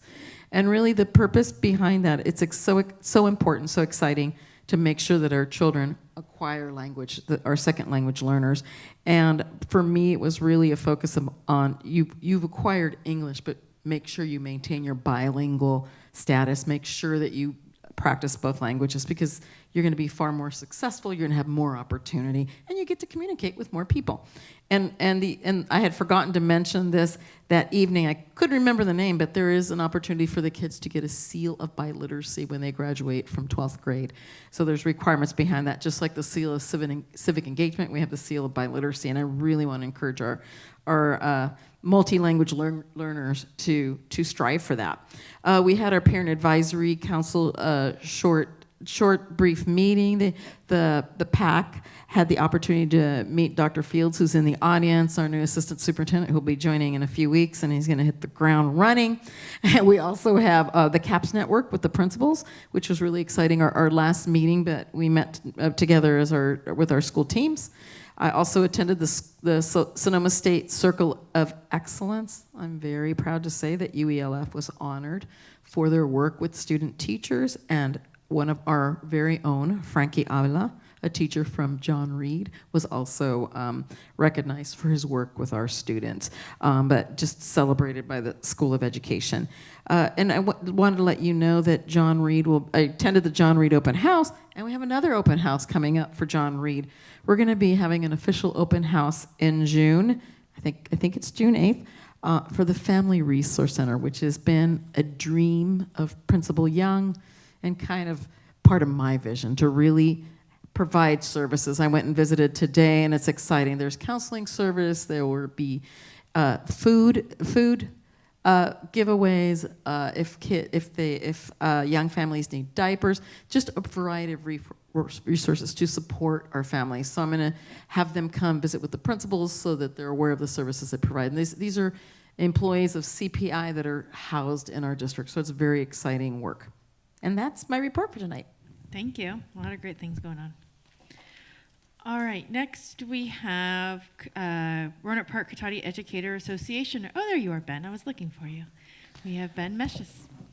My last one of these, I came from a different direction. I wanted to trick you. Greetings, board members. In a moment of deja vu, I'm excited to announce that RIPSIA and the CRP-USD bargaining teams reached a tentative agreement for a 2023-2024 elementary MOU today. In this MOU, our bargaining team has secured another 2 hours of prep time for primary teachers next year while ensuring that those prep hours will be entirely teacher-directed. This is a great deal for the upcoming school year, and I appreciate the hard work of the bargaining team who negotiated the agreement, the site reps who facilitated the collection of member feedback, and the members themselves whose voices determined the priorities we brought to the bargaining table. I'll be spending my day on Thursday running from site to site, stuffing teachers' boxes with reminders to vote. And once again, I strongly urge members to ratify this MOU in the upcoming vote. It's a big win, and the district gets what they want in making sure that we have PLC, PLT time, and we've also created more prep time for them, for our elementary members during the year, a big priority for them. This is a winner. Vote for it, please. Results for the RIPSIA Executive Board election were finalized yesterday. RIPSIA's 2023-2024 Executive Board will include Megan Cockrum as Secretary, Jennifer Ganellis as Treasurer, Denise Trinfalia as Vice President, and Lisa Bauman as President. Congratulations, everybody, on your elections. I'm proud of the work that Jennifer, Megan, and I have done this year as an Executive Board, especially as 3 relatively inexperienced e-board members. Working with the Rep Council, bargaining team, and committee chairs, we found ways to improve the work conditions of our members despite not being able to bargain on the contract this year. We've identified organizational areas of growth and developed plans for achieving that growth. While I wish I had the opportunity to facilitate the implementation of those plans, I have every bit of confidence that the new e-board will do a fabulous job of leading RIPSIA into the future. I look forward to working with Lisa to share information about our experience this year and to ensure a smooth transition into her administration. I appreciate the opportunity that RIPSIA membership gave me to lead the organization this year, and I hope to use everything I learned this year to further serve my colleagues in the future. Thank you. Thank you, Ben.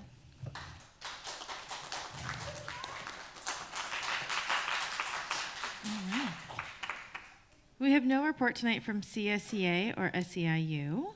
So next is receipt of official correspondence, Sonoma County Quarterly Treasurer's Report.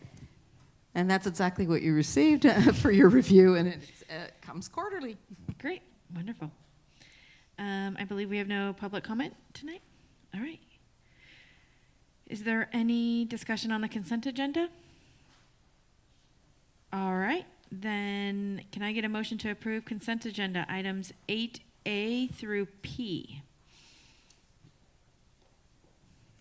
I'll motion that we approve consent agenda items 8A through 8P. Can I get a second? I'll second. All in favor? Aye. Any opposed? Motion carries 5-0. Dr. Perez, do you have some introductions to make? Well, these are introductions. You know, we're losing some folks, so it's bittersweet, but we have some wonderful folks joining the administrative team at Cotati Roanoke Park. Anyway, so I wanted to let you know, I'm going to have Mr. Rocky Schulman come up to the podium. We're so excited. He's going to be joining. He's going to be our new El Camino principal, and he is so excited.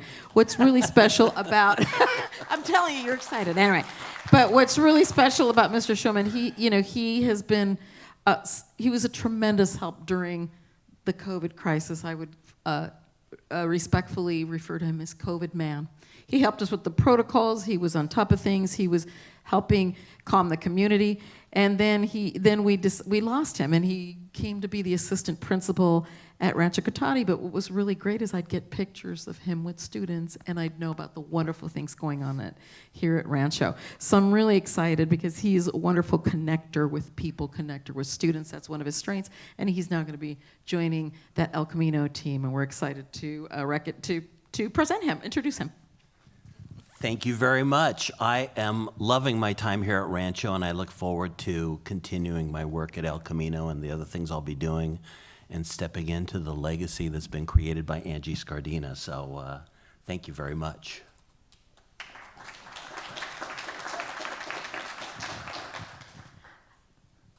Miss Boggs, will you please step up to the podium? Okay, this one I may cry. She has just been amazing. She is a force. She's been a teacher leader. She's just been revolutionary since the first day. And she's a product of the district, which is just amazing that she's here home with her peeps. Anyway, we appreciate all the work she has done. She has done tremendous work in focusing on instruction. And I did look at her a couple months ago and I said, so when are you going to go take a school over? You need to be a principal. And she said, I don't know. Anyway, I'm so excited to have her take the helm at LJ. She's amazing. And we're really, really going to miss you. We might be calling you. I hope so. I know you'll answer the phone. But congratulations to Meredith Boggs on taking over LJ. Thank you so much. I'm so excited. I'm so excited. I'm sad to be, I don't want to say sad. I'm excited to be carrying on the work that we've started in the curriculum and instruction department and taking it to a site level and working alongside teachers. I know that Melissa has got LJ primed to do some really amazing things, and it's nice to be home. I started my teaching time in Cotati Rohnert Park at LJ, and I get to come full circle and be back with staff and students. A really exciting opportunity that I'm appreciative of and excited to start. So thank you.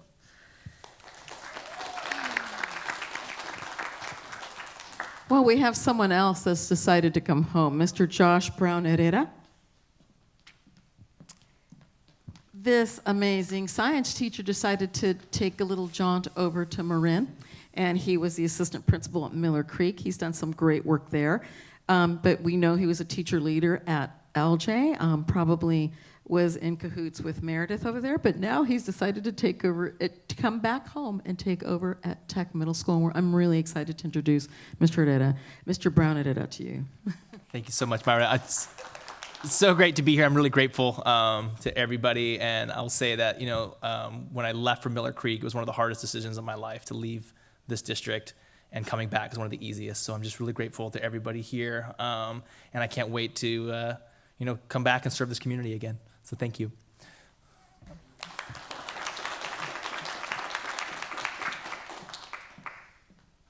All right. I believe there's nothing for educational services, correct? Moving on to item 11, personnel services. 11A, declaration of need for fully qualified educators. So we put in this declaration of need in case we can't. We make every effort to make sure that all of our teachers are credentialed, and you know, have the proper credential, and this is just in case. We should have to find for some hard to staffing positions. Great. Any questions or discussion? Can I get a motion to approve 11A, declaration of need for fully qualified educators? Move that we approve 11A. Can I get a second? I'll second that. All in favor? Aye. Any opposed? Motion carries 5-0. 11B, approval of job description for occupational therapist. So we are making every effort to hire our own occupational therapist. We believe it's the best for the district. It tends to be a little less costly, and we know who's working with our kids. We have a personal knowledge. So what you see in this is the first action we're asking is for the approval of the job description for occupational therapist. Great. Any questions or discussion? All right. I'm very happy to see that we're going to be able to bring this in-house. Wonderful. Can I get a motion to approve job description for occupational therapist? I'll make a motion to approve the job description for occupational therapist. Can I get a second? I second. All in favor? Aye. Any opposed? Motion carries 5-0. 11C, approval of revised classified management salary schedule for occupational therapist. So this is the placement on the classified management scale for that position. Yes. Can I get a motion? Oh, is there any questions or comments? Can I get a motion to approve 11C, approval of revised classified management salary schedule for occupational therapist? Move that we approve 11C, approval of revised classified management salary schedule for occupational therapist. Can I get a second? I'll second that. All in favor? Aye. Aye. Any opposed? Motion carries 5-0. We're going to take a break right after 12.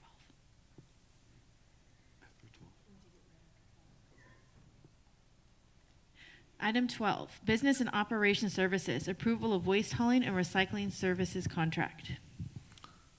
Thank you. We're seeking the board approval for the waste hauling and recycling services contract to Recology Sonoma Marin. We had we put out an RFP in the, and advertised in the Press Democrat and sent them both to Republic Services and Recology of Sonoma Marin. I don't know why I can't say that well. We had a pre-bid conference, which was held in April. Both companies attended, and the mandatory conference, and both companies submitted a response. Responses were scored with a matrix based on the strength of key personnel, relevant experience, local experience, price proposal, and service-specific plans. And Recology Sonoma Marin received the highest score. Great. Any questions or comments? Yeah. Cost for this contract versus the services prior? Thankfully, what we were expecting was that because we have to include compost as part of the service, that it was, we were hearing that our current vendor was going to charge us up to, $10,000 a month extra for that.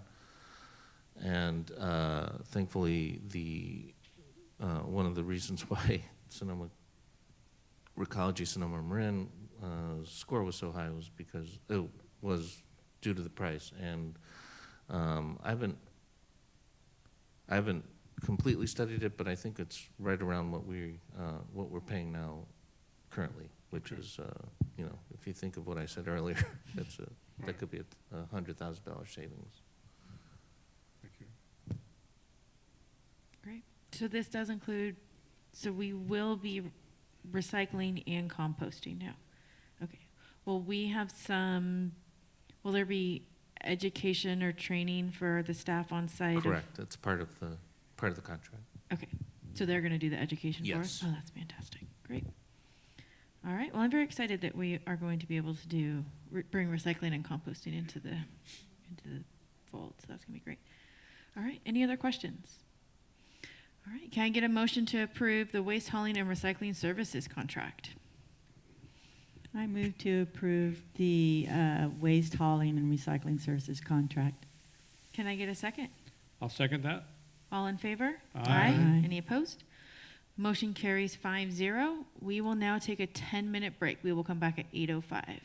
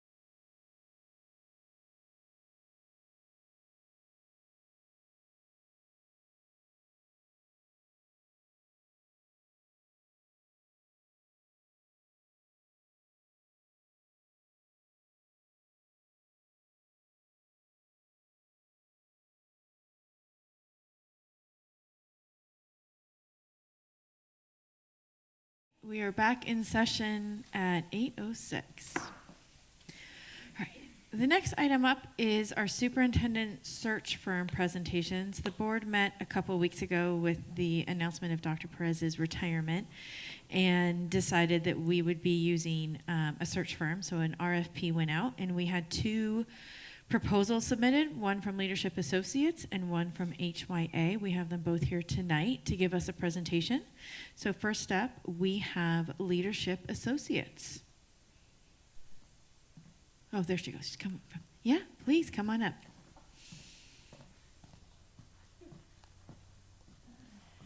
Good evening, board members, and I'm hopeful that you're going to be able to see my co-presenter, Dr. Blanca Cavazos. Is she on your screen?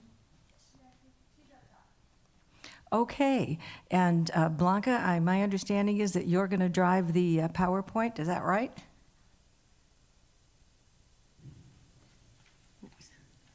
You might be muted, Blanca.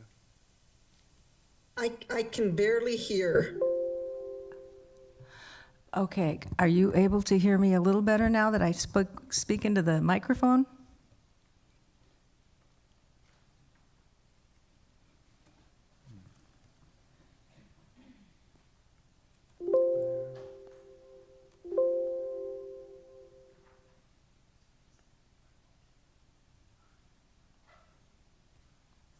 Blanca, can you hear us now?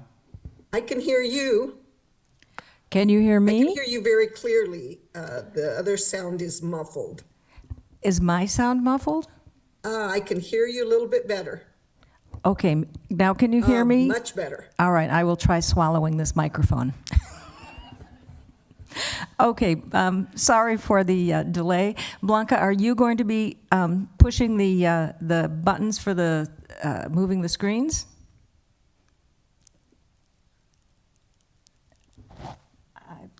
I don't think you can hear me.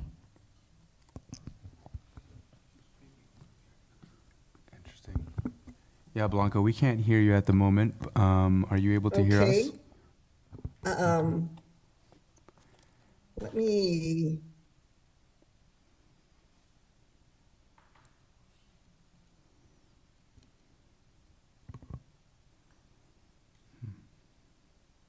I'm going to see if I can work with my mic. But we can hear. Because I can hear you well. I just cannot hear. But I. Yeah, we can hear you clearly at the moment. At this point, because we can hear you, we were just wondering if you were going to begin the presentation on your end there.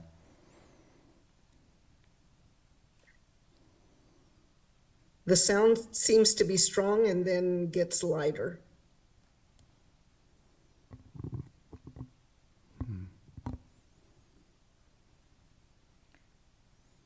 The question is it our connection or your connection?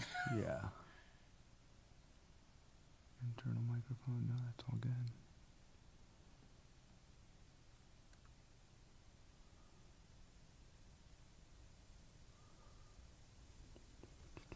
The clock isn't ticking, is it? Yeah, no, not seeing anything here.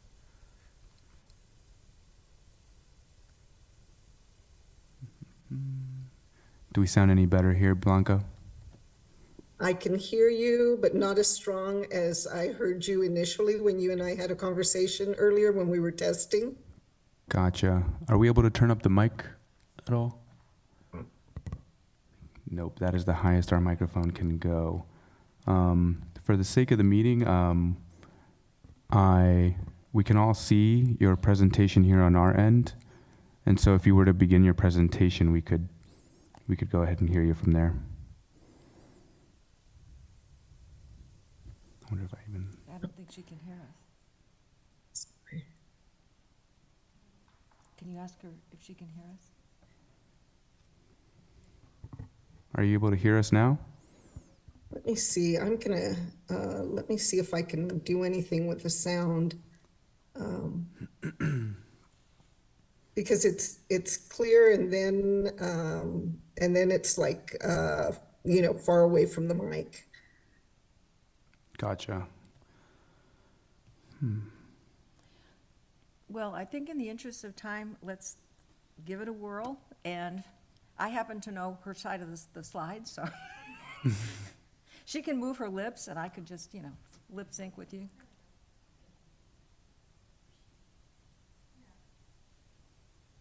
Yeah, so I think we can just go ahead, and then if we need to, we can call her on a cell phone and put her on speakerphone if she needs to answer a question or something. So, Okay. So, Blanca, can you hear me? Yes. We're going to go ahead and try to do the presentation here without the slides, and we will give you a call if we do have any questions. No, I think we need to do the slides, and then hopefully she'll be able to help Okay. and hear us. Show me. But why don't you let me click the slides? Yeah, let me see here. Is this your presentation up here? We're leadership? I think this might be the presentation we don't have.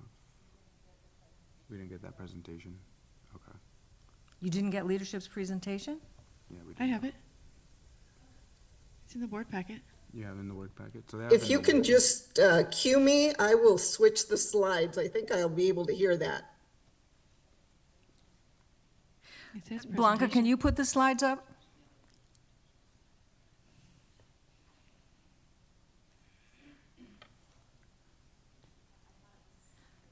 So they didn't queue up the slides for the board? We all have the slides on our end. Yeah, they have the slides on their iPads, but Blanca, if you could pull the slides up on your end, we can kind of follow along from there. Okay. Perfect. I can hear your voice very clearly, but it seems like the others are farther away. But if you'll cue me, I will switch the slides. Okay, great. Okay, Blanca, are you ready to go to the first slide?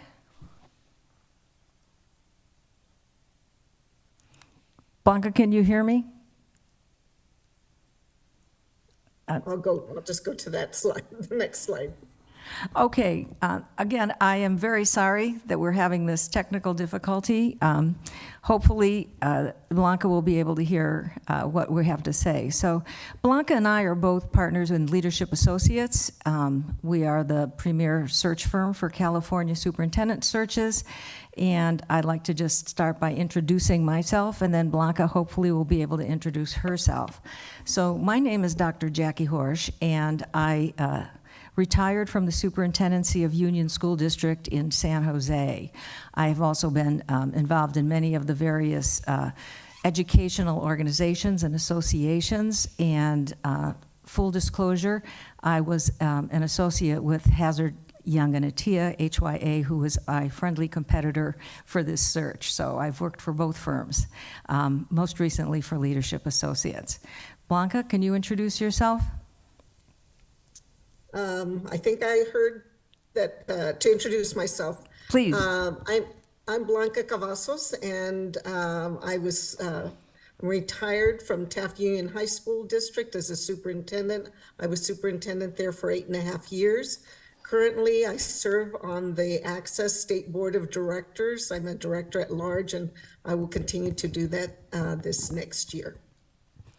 Okay, I'd like to just start out by talking a little bit about Leadership Associates and why I think that it's really important for boards to be considering some of the major differences and what really differentiates us from our competitors. And one of the things I think that is absolutely the most critical piece, and I can say that from personal experience, is that we assign an administrative assistant to your search. So you see a picture here of the 3 administrative assistants that we work with. Serena Farrington would be your administrative assistant.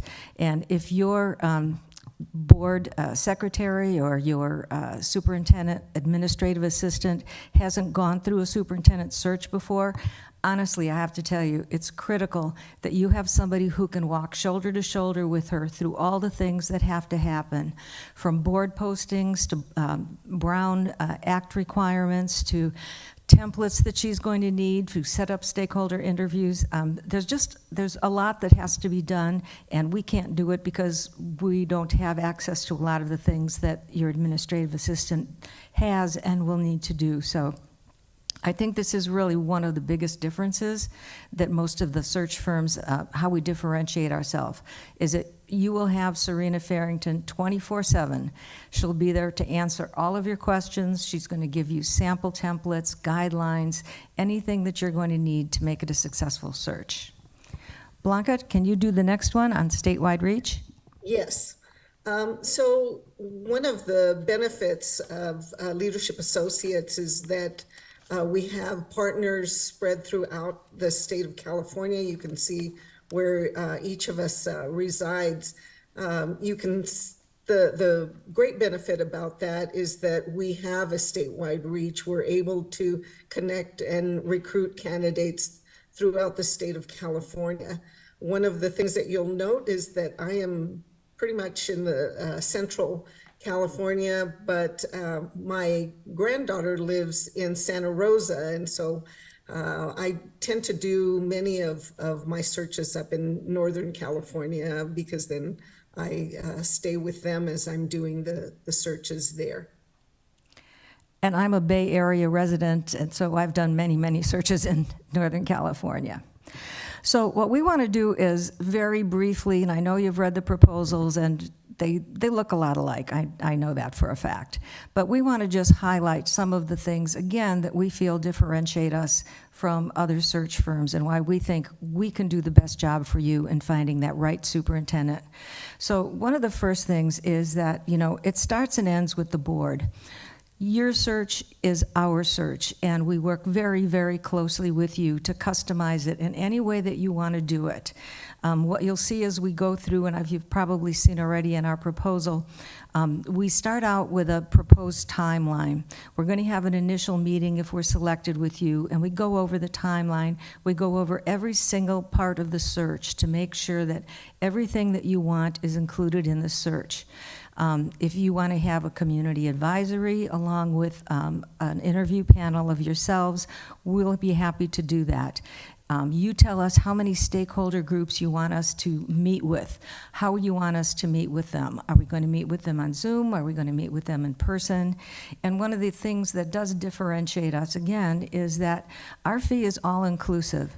You may hear that other people's firms are inclusive, but they aren't. You're going to end up having to pay for your advertising. You're going to see that there's only so many days that are allotted, and if you want to go over those days, there's an additional fee. We don't nickel and dime anybody. Whatever you contract with us, if we're your search firm, we're there for you, and we will do all that you need to have to do in order to make your search successful. I do want to point out that we are keenly aware of the fact that you are very much hoping to have your new superintendent appointed to be able to start in July. One of the issues, however, that we ran into when we started looking at the advertising, the time it'll take to do background checks, et cetera, is that by law, you have to appoint your next superintendent in a regularly scheduled board meeting. You don't have a July regularly scheduled board meeting.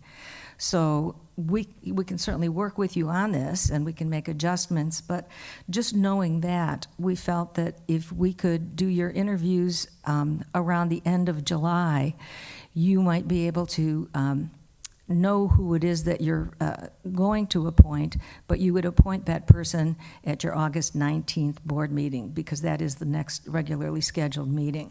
Now, if we're selected, and if you would like to talk about other alternative ways that you could more smoothly transition in July, we have some great ideas we can share with you on that. But again, it's up to you.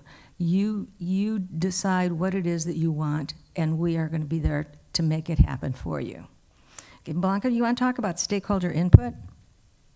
Yes. Part of the process is that we start out by our first meeting is meeting with you and listening to what it is that you want in a candidate. And then we ask you during that meeting who you would like for us to meet with, which stakeholders, which people in the community, students, parents, community members. You just help us identify them. And then we can do that either in person or virtually, or a combination of both, depending on what you would like to do, especially given the time of year that this is. We will customize it to what you think will help us reach the majority of the stakeholders that you're interested in hearing from.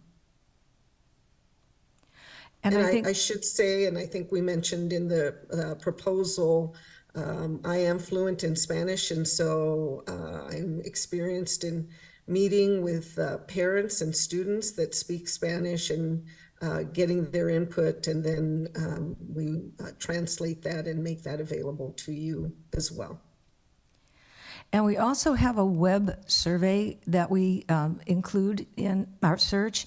And what we found out, honestly, is that since the pandemic, we have had more and more responses from people on our web survey, even than we've had with our stakeholder focus groups.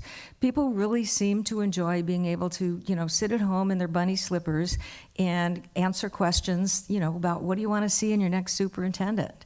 What are the things that you're proud of in this district? What do you think we need to be focusing on as the next leader comes into play? So we have found enormous success with getting input from the stakeholders, usually in the hundreds, and then also being able to provide it in several languages. And we get that translated so that you're able to read all of the things that your stakeholders have to say. So going on from there is the recruitment campaign and outreach.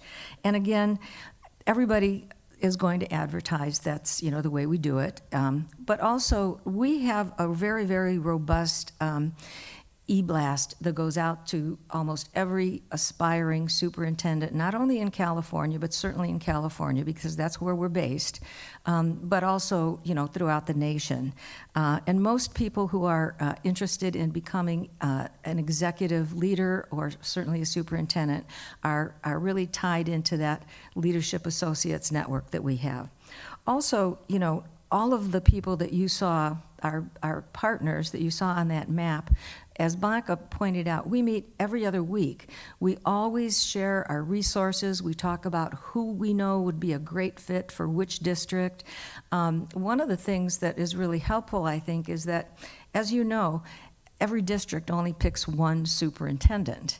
But most districts have a number of superintendent applicants, all of whom are very qualified and ready for that next step, but only one of them is going to make it. We sit in every single interview with you. We hear all of the responses from all of the other candidates. So we know if there's somebody that maybe wasn't a match for one district, that person we think, this person has all the qualities that they're looking for in another district. So it's really helpful. And again, it's one of the things that we do that most other firms do not do, is we're there with you throughout all of the interviews. Also, as Blanca mentioned, all of us are partners. We're members of all types of educational organizations, from AXA to CALSA to City Soups. We also facilitate workshops for aspiring leaders throughout the state. So we have a lot of connections that we can bring to the search that we're doing, and I really feel that that enables us to get high quality candidates for you. We don't just advertise, we shoulder tap. Bronca, do you want to talk about the board interviews? I can't hear you. I'm sorry. Can you go to the next one on presentation? Yes. So why us? The first reason is really that we are partners. We're not hired by Leadership Associates. We are Leadership Associates. And so therefore we have a vested interest in making sure that you're successful with the candidate that you select. And this is what we do. We conduct searches. I'm sure that earlier, as Jackie talked to you about our administrative assistants, she mentioned that they are assigned to this search. They've been administrative assistants, executive assistants to superintendents, and so they understand the work, and they get everything set up so that your executive assistant is able to do what she needs to on her end in order to make it as easy for her and for the district as possible. And I know that Jackie also mentioned that we customize our search to meet your needs, and we will be communicating with you throughout the search. We'll be giving you updates on how many candidates have applied, how many are superintendents, sitting superintendents, what their roles are, but we will be communicating with you throughout, and we are also available at any time to tell you where we are, or to answer any questions that you may have. And we also have a very broad and deep pool of candidates because of that statewide reach, and also, quite frankly, because of the reputation that Leadership Associates has throughout the state of California, and really throughout the nation. But we are California-based, and we know how schools work in California, and we have a track record of success. We strive every day to meet the needs of your school, your districts, your schools. And right now, the majority of our finalists that have been selected are women or candidates of color. And we also, lastly, the price that we have given you, that is the price. There's nothing else. Even if you ask us to do, if you add another stakeholder group at the last minute, there is no change in price. That is what it is. And so at this point, if you have any questions. All right. So we'll just kind of go down the row. Okay, yeah, I do. Thank you. Thank you for your presentation. Do you use like a algorithm with your search, like an AI? No. To filter? Thank you. I wish we knew how to do that, but no, we don't. Trustee Martin, do you have any questions? No questions.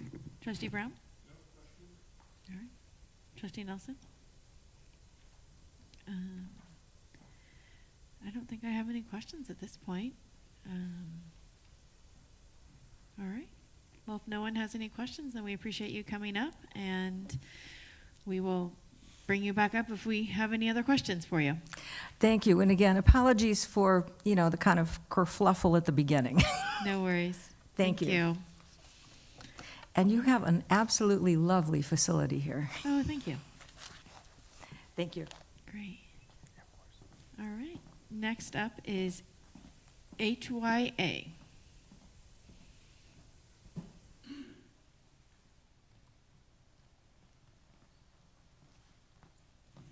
Thank you. Hi. Well, we can hear you, but I don't know if the public's going to be able to hear you. I'm sorry. Of Yeah, I course. think you have Was to that be there, Jackie? otherwise. Jackie. We have them on. They do a great job. Yeah, no, we have We do it a great job. streaming on Zoom, so we have to have you on the microphone. Do I have to have right here? Yeah. Okay, great. Hi, everybody. Thank you for having me. And to those of you in the audience, thank you for listening. But I'm focused on the board tonight. It's a pleasure to be here. Thanks so much for inviting us in to talk with you about our search. I texted Jen or did I email you? I think I emailed Jen, I'm not going to make it by 7:45. I'm actually interim up the road, and which has been really fun and great. And I'll be through in 2 weeks. So I'm really happy to be here to talk to you about what we do as a search firm, and lots of what leadership says, and they mentioned it earlier. We do the same things. We are a national firm. I think that's a little bit of a difference, but we do local searches, okay? And I will say that leadership does they do searches in California. I've done searches in Colorado, Washington, Oregon, and California, including very recently 2 districts in this county. I'm from here, from Marin, born and raised, bought my first home in Petaluma, still have an awful lot of friends here. Raised my family in Aptos. 3 of my children moved to Bend. I go back and forth between Bend, Aptos, and Marin-Sonoma. So very familiar with the area, with the districts. I worked in Marin for 12 years as a superintendent, so I kind of went full circle. I left and then came back 25 years later to be a superintendent there, and so feel very grateful and honored to be there, to be here with you right now. So the difference is, I guess am I scrolling through? You have your PowerPoint here. Yeah, What was the okay, name of your sorry. presentation? Pardon? What was the name of your presentation? This is it, you've got it up. This is mine, I think, isn't it? Page 20, we have 2 presentations here. Yeah, Is yours? this is it. Okay, so where am I clicking forward? We'll do the full presentation here.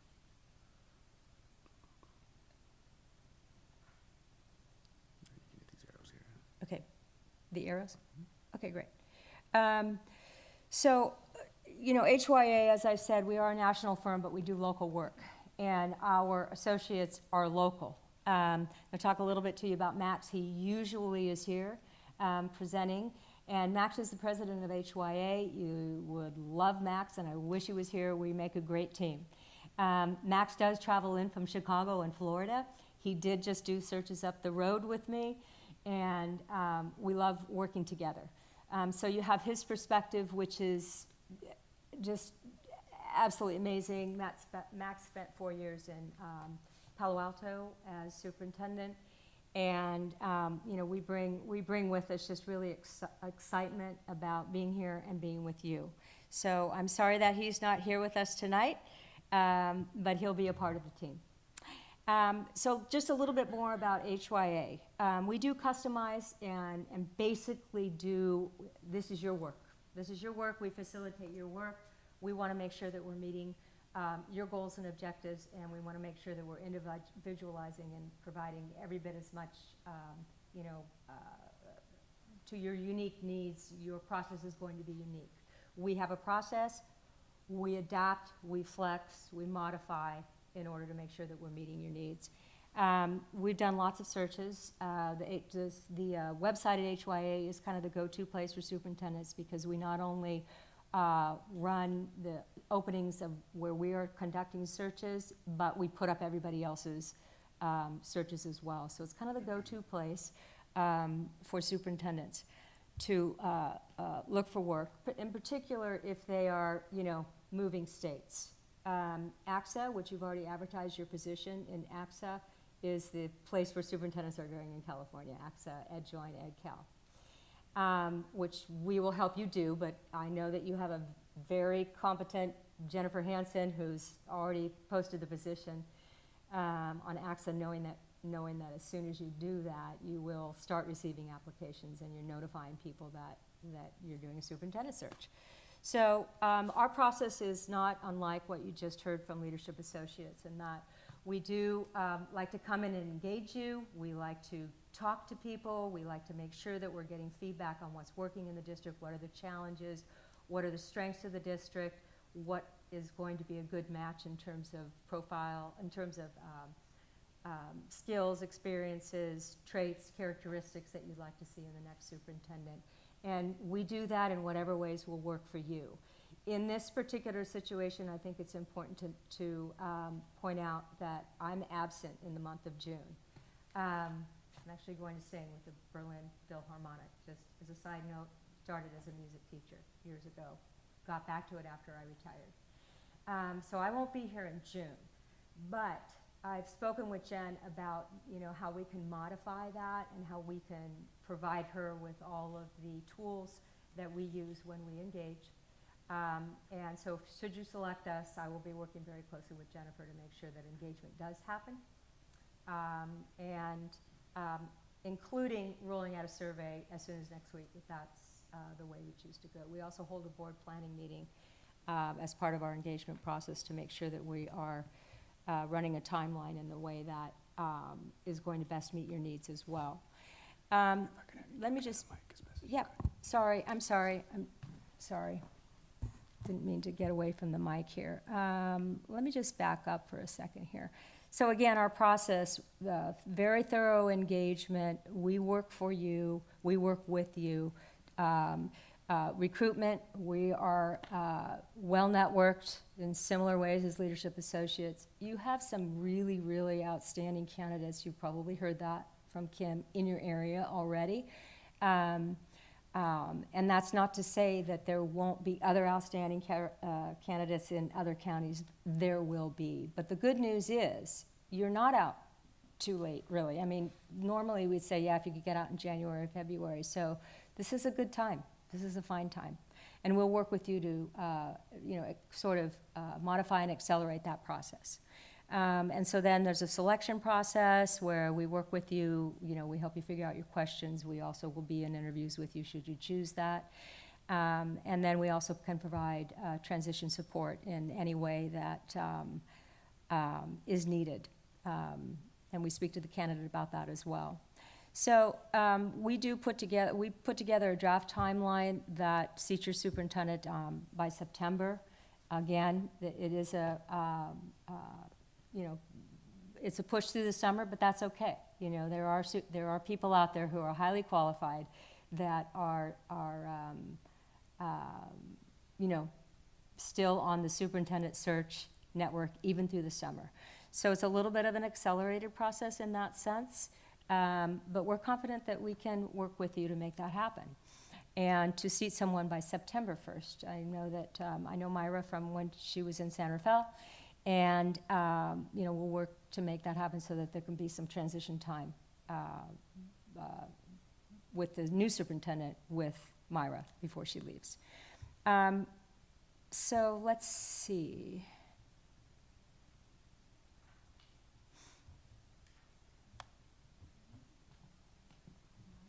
Do I have it? Not. There we go. Okay. So we really want to make sure, yes, sorry. We're going to pause you for one. Yeah. Do you want me to Can go back? we go back to the one Sure. slide, but can we get the TV closer? Because we don't have that presentation. We have a different one. Oh, And my eyes aren't what they used to be. I sent this to her. That's okay. In our board packet, it's a different one. So if we Oh, could I'm just. sorry. It's okay. You're right. It is slightly different because, well, this is a presentation. It's not the narrative that you have in your board packet. No, that's okay. So this is a timeline that is subject to our planning meeting with you, right? Yep. We will Is that better, modify everyone? this when we do our planning meeting. And the planning meeting can happen this week, if you can, depending on how you're going to, if you choose two, for instance, two of you to work with us, we can do it with two. If you want to have a special meeting, we're happy to do it with all of you at the same time. So the planning meeting can happen as soon as this week. We can open and close the survey very quickly. We do like to individualize that a little bit, so if we say we want to open the survey by Friday, you're likely to get an email from us that says, here's some questions, but we really need you to individualize with us. Give us some questions that you might like to make sure that we're asking, okay? And yeah, so I think everything else is self-explanatory. We will put together a leadership profile report, which helps the candidate. It really helps the candidate to read about what Cotati Buena Park is all about, and the skills, experiences, and leadership traits that they have, and does that match with the district needs. Okay? Any other questions about that? Okay.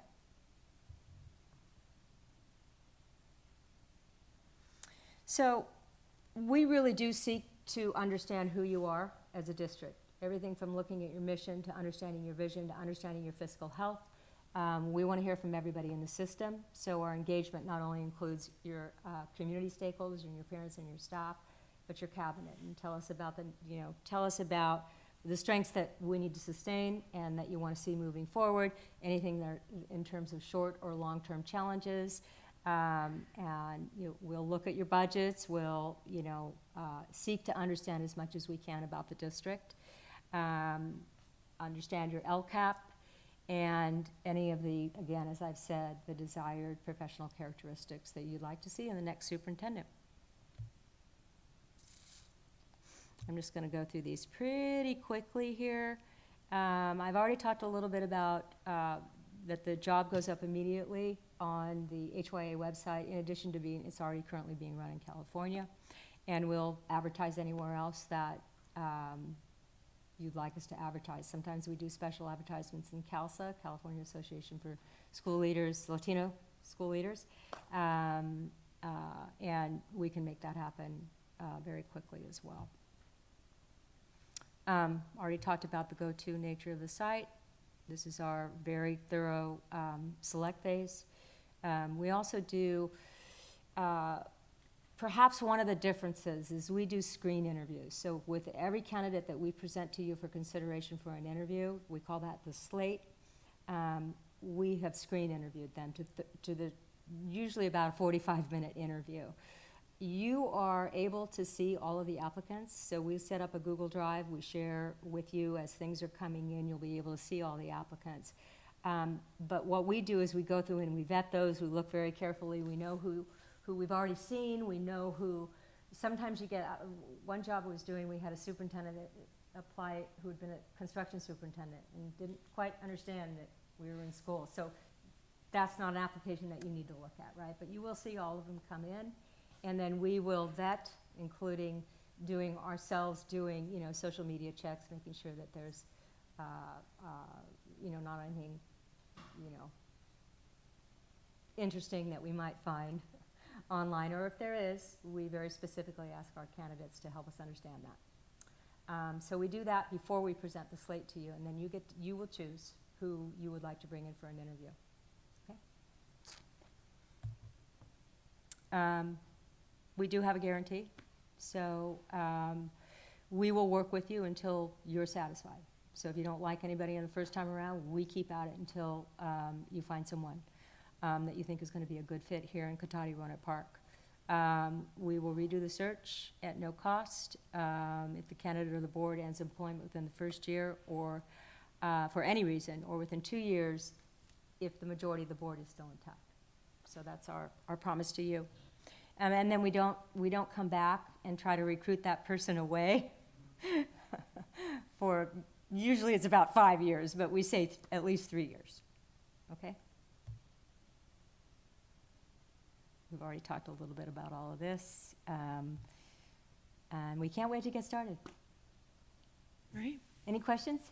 Thank you so much for your time. Yes. Trustee Johnson, do you have any questions? I want to ask you the same one I asked the last applicant. Do you use artificial intelligence to screen applicants?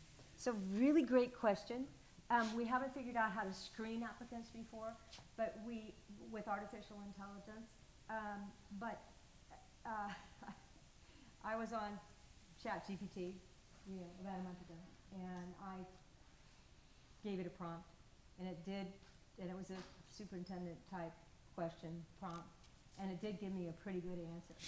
I haven't used it at all, so I'll just be upfront. No, we're not doing that yet. Max did use it as an example in a presentation that he was doing at a conference, I think, in Illinois. And he put it up on the screen, and it was a group of aspiring superintendents. And he said, "Would you hire this person?" 3/4 of the room raised their hand, based on the prompt that ChatGPT had answered. So I just think that was funny. It was a icebreaker. Trustee Martin? We are obviously under a very tight timeline and have some lofty goals. With you being gone for a month, if selected, how would you ensure that the process really starts and is thorough and is not compromised? Yeah, so I'll do a lot of that in the next 2 weeks. I'll work very closely with Jennifer. We also have a back office person that is specifically designated for you, or whichever is an assistant who is responsible for working with us and helping us getting up things online. I will tell you that Max is extremely fluent in working from wherever he is. And he gets it done, and he gets it up, and he'll call the administrative assistant, he'll call his back office, and he gets it done. So we will work with whomever you identify as the key person to work with. If I need to, I just told another board member earlier today, well, I'll write in when I'm in Berlin on June 17th. So we will work from wherever we are to get this done and make sure that we do it in a way that is, that's with fidelity, so to speak. Yeah. Trustee Brown? So, number of questions. Sure. I'm the only board member that's been through this lovely process a number of times. It's crucial that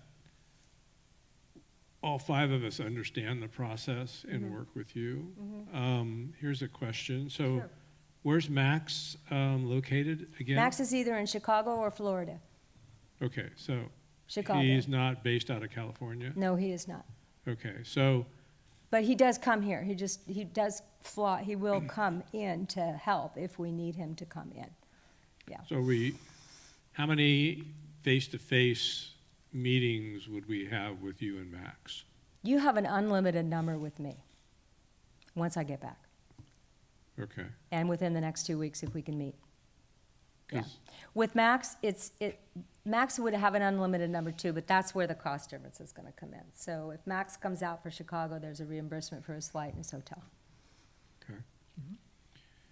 Second question, what is the most crucial thing for a candidate to want to come to this district? You do searches and you find candidates that want to come. What is the most crucial thing for a candidate to come as opposed to, the next step up the ladder? To wanna come and stay? Pardon me? To want to come and stay here in Well- Cotati-Rona Park? Yeah, and then I just. Oh, so it's not about Cotati-Rona Park as much as it is about us making sure that the person is really going to, Well, that it's- it's gonna be a good match and good fit, and they're gonna wanna Right. stay. So, I mean, we have needs for district, Mhm. that we've changed. Mhm. This is a beautiful facility, but it doesn't teach kids. A superintendent that builds curriculum programs Mhm. and stuff like that, that's what teaches kids. Mhm. So, I hope that we can find, whatever we defined, we Right. can find that match. Right. And then, and then to come to here, Mhm. you talk about if there are local candidates, it's not as culture shock as what it Mhm. costs to live here. Right. Um, So we do talk about that with candidates. We will be very upfront about, do you understand the cost of living in Sonoma County? Would you be willing to relocate? We will talk about that in board planning meeting. Do you want a candidate to live within the, boundaries of the district? Are you okay with somebody living in Sonoma? Are you okay with somebody living in Richmond, Vallejo? And you'll sort of give those parameters of what you're comfortable with. And we share that with candidates, what the expectations might be. Sometimes people do self-select out when they go, oh, gosh, I didn't realize how much it cost to buy that house. Well, just So- an example for Mhm. that, we went through a search. I was the Mhm. board president at the time. We were ready, we asked that question. Why do you want to come here? Will you come here? Mhm. No, I don't want someone to be living in an apartment here and then going home Correct. on weekends. I want someone Correct. dedicated to this district. Correct. I'm only one person talking now, Right. but that candidate, the day that they were going to accept, called me like 3 hours before and said, I'm bailing out, and I apologize. So, I mean, that's a hard decision. So Yeah. that's a crucial thing. That's one of the most important Yeah. things. Whoever wants to come here, for what reason type of thing. I want the person to be transparent and honest Correct. and real. Correct. And I- it's crucial for the search person to To make get that from sure them. Right. that you screen that Exactly. out type of thing. And I will just share with you that there's 2 live examples of that right now. One was from a candidate, came into Carmel, from Colorado. And he's been fine in the superintendent role, he's been doing well, but it's been hard, because he hasn't really quite been able to relocate his family like he thought he was going to be able to. The other is a situation with a school district that's in Aspen, right below Aspen. I don't know if you're familiar with the area, but extremely high cost of living, very expensive place. And he came from what's called the Front Range of Colorado, which is the Denver area, where the houses are somewhat affordable. And it's been very, very difficult for him also to relocate his family there. So Max and I have lived and breathed that in the past year, and things have changed a little bit. You know, we're hearing more from boards that they really do want people to be here, live here, move here, become a member of communities, be local. You know, are we gonna hire that person from San Diego because we don't really know them, and maybe I shouldn't have used that example, and will they understand the community of Sonoma? So it's been, what you're saying has been what we've been experiencing with boards. Because of the fact that you don't want somebody coming and living in an apartment who can't really be here all the time. Right. So we can be pretty upfront about that in ways that you can't, Right. you know, before the process. In 30 years of being on the board, I've never seen anyone come from out of state to Yeah. be a superintendent. So I Yeah. doubt, well, I hope, you know, I don't know that, you know, to rule that out. We haven't, since, that was 2 years ago in Carmel. Can't give you a situation since where that has happened. Right. Actually, did the search in Klamath Falls, Oregon, and they hired a superintendent from Texas, and he's still there. And that was 3 or 4 years ago, so. Right. My next But it question. doesn't always work, you're right. My next question is, you've done searches before. Mm-hmm. This time frame isn't your typical search. Correct. Honest answer, give me an honest answer. Mm-hmm. How successful do you think we can be in this cycle versus the traditional cycle? Knowing some of the candidates that are in the area, I think successful. Some of that will depend on your leadership profile, what we learn in engagement about what you specifically want. I did a search in Bellflower that started in August. Bellflower is in Orange County, next to, in the Anaheim area. And we started in September. Superintendent started by January 1, but they identified him at the end of November, like we thought our timeline would allow us. And he was a sitting superintendent in Santa Monica, Malibu. 6 years, good standing, and he came to Bellflower on January 1. So it's possible. Okay. Yeah. And it was a great, Bellflower's so lucky and fortunate to have him. Right. So yes, I think there are people out there. Okay. Thank you. Uh-huh. Trustee Nelson? I have a couple questions. So on your proposal, you've said a couple times that the fee's 19,500. Well, you've never, in the board proposal, it says the fee's 19,500.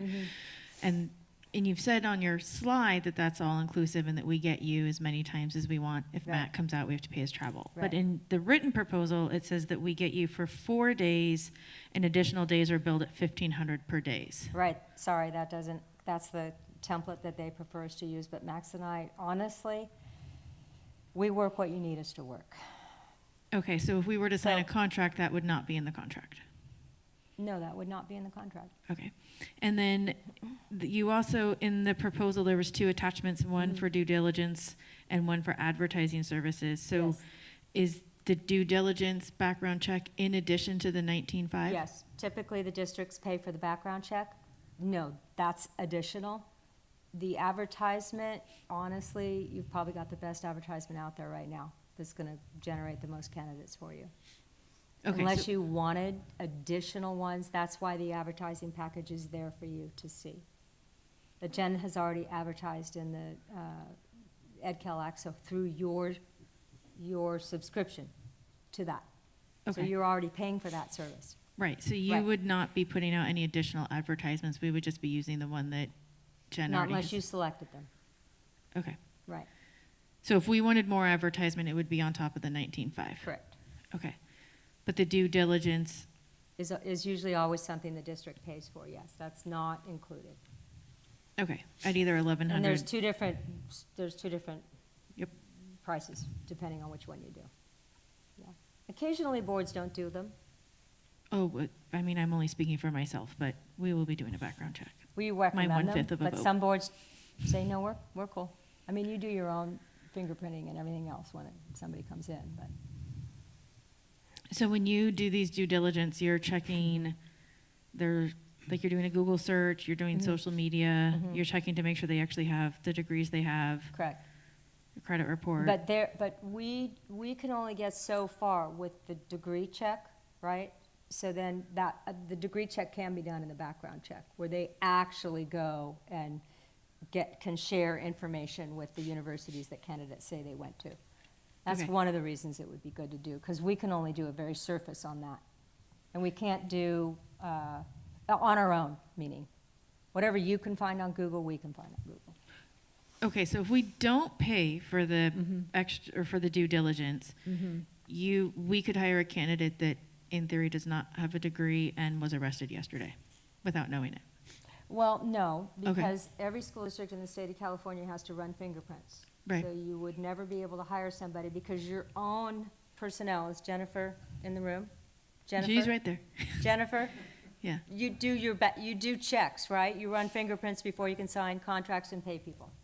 Okay. Yeah. So we're doing we're doing Yeah. the same thing they have to do if I was going to volunteer at the bake sale on Saturday. Okay. Then we could pay extra to have you do a full criminal check and all these other Financial things. is the biggest thing that comes from that, Yeah. frankly. Yeah. Because you probably want to know if somebody's taking care of their own finances well. Correct. Okay. We could cover the trips to Hawaii if the candidates are coming from Hawaii. I mean, Okay. we We'll do could that. go. We'll We do could that. go. We'll do that We one. don't need them to go. We Leff could and go. I will do that one. Okay, I just am trying to get a very clear picture of Yeah. what the actual cost is. Yeah. Okay, so it'd And be, that's modified a bit because of the fact that we won't be, Right. that I'll be working with Jennifer to do engagement. sorry, math is hard, I need a calculator.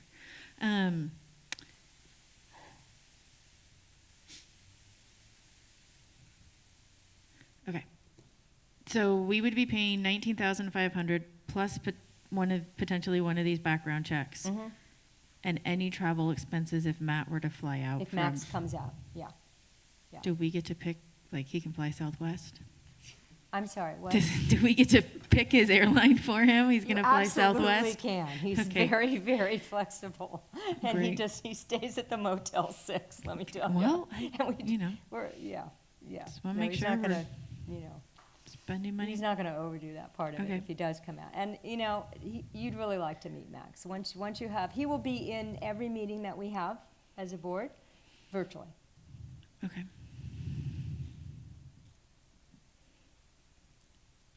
I think, Leff, you already asked, when you asked about what happens in June. Any other questions for? No? All right. Well, thank you very much for coming up. We appreciate Thank you. it. Thank you very much. Good night. Uh-huh. All right. So, item 13B. We need to discuss the Leadership Associates in HYA.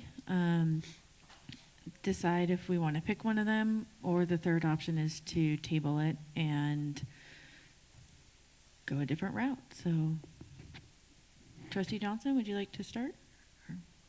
Or I can start in the middle this time. I've started with you every day. so- Selection right here in front of everybody, huh? You what? Yeah, it's open. I don't want to start.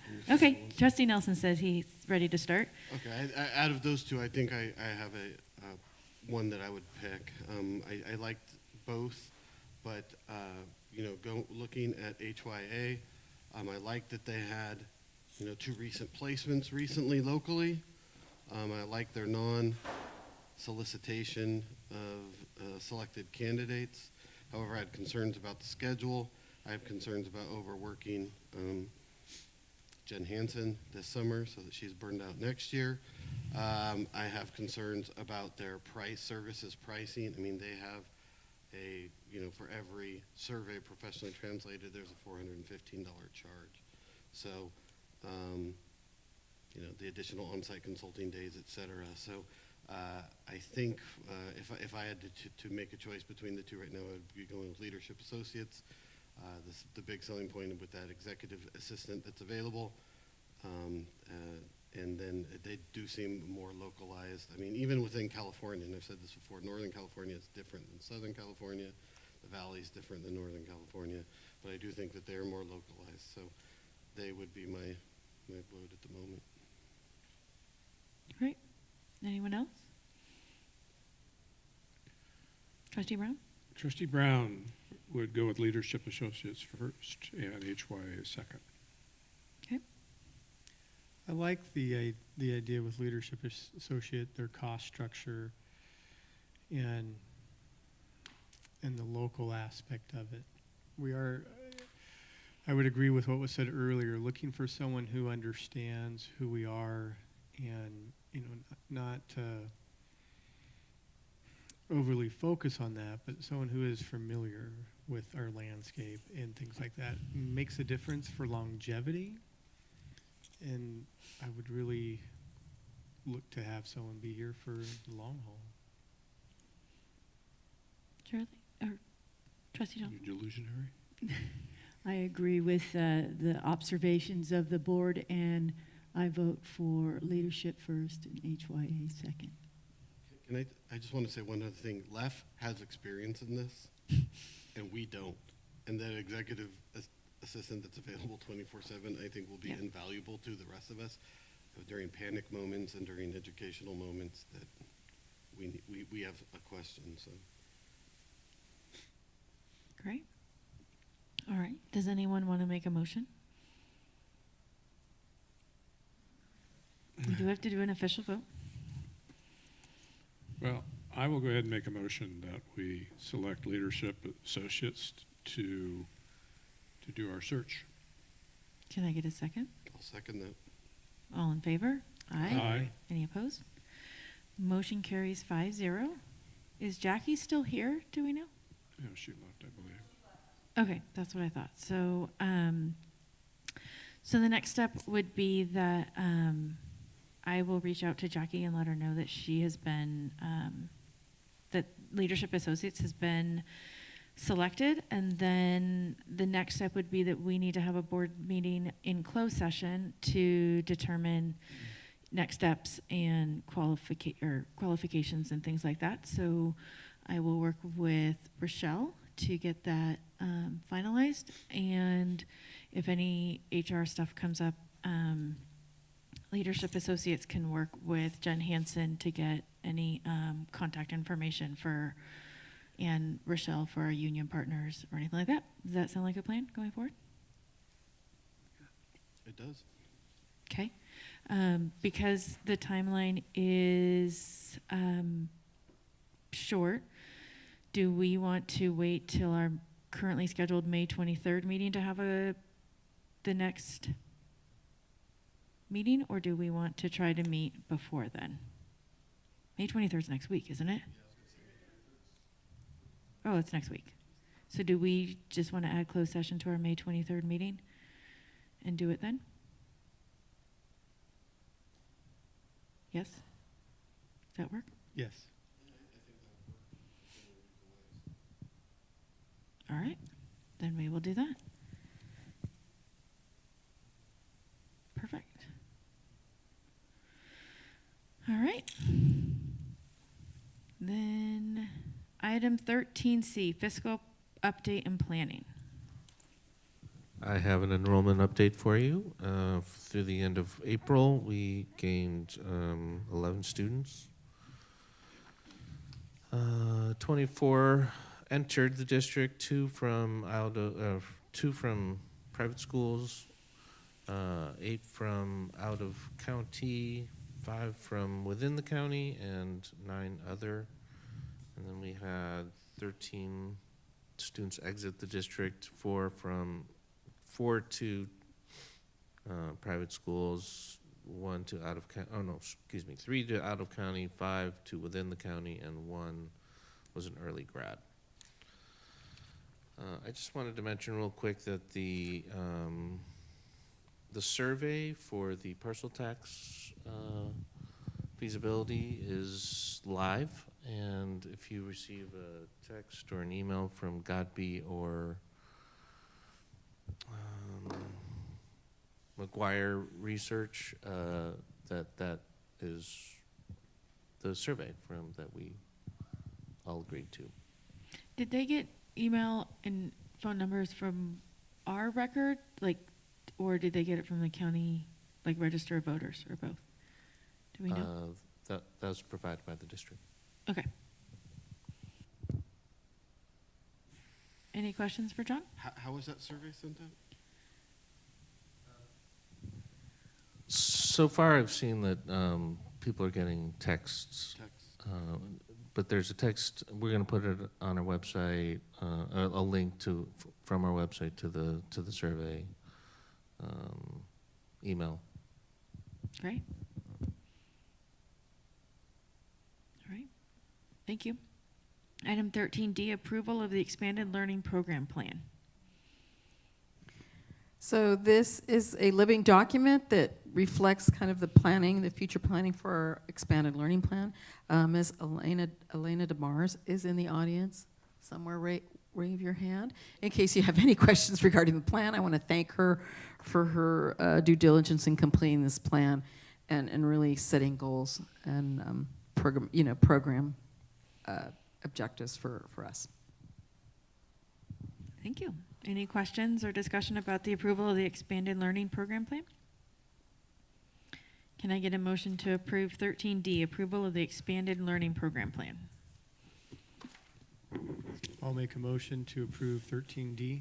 Can I get a second? I'll second that. All in favor? Aye. Any opposed? Motion carries 5-0.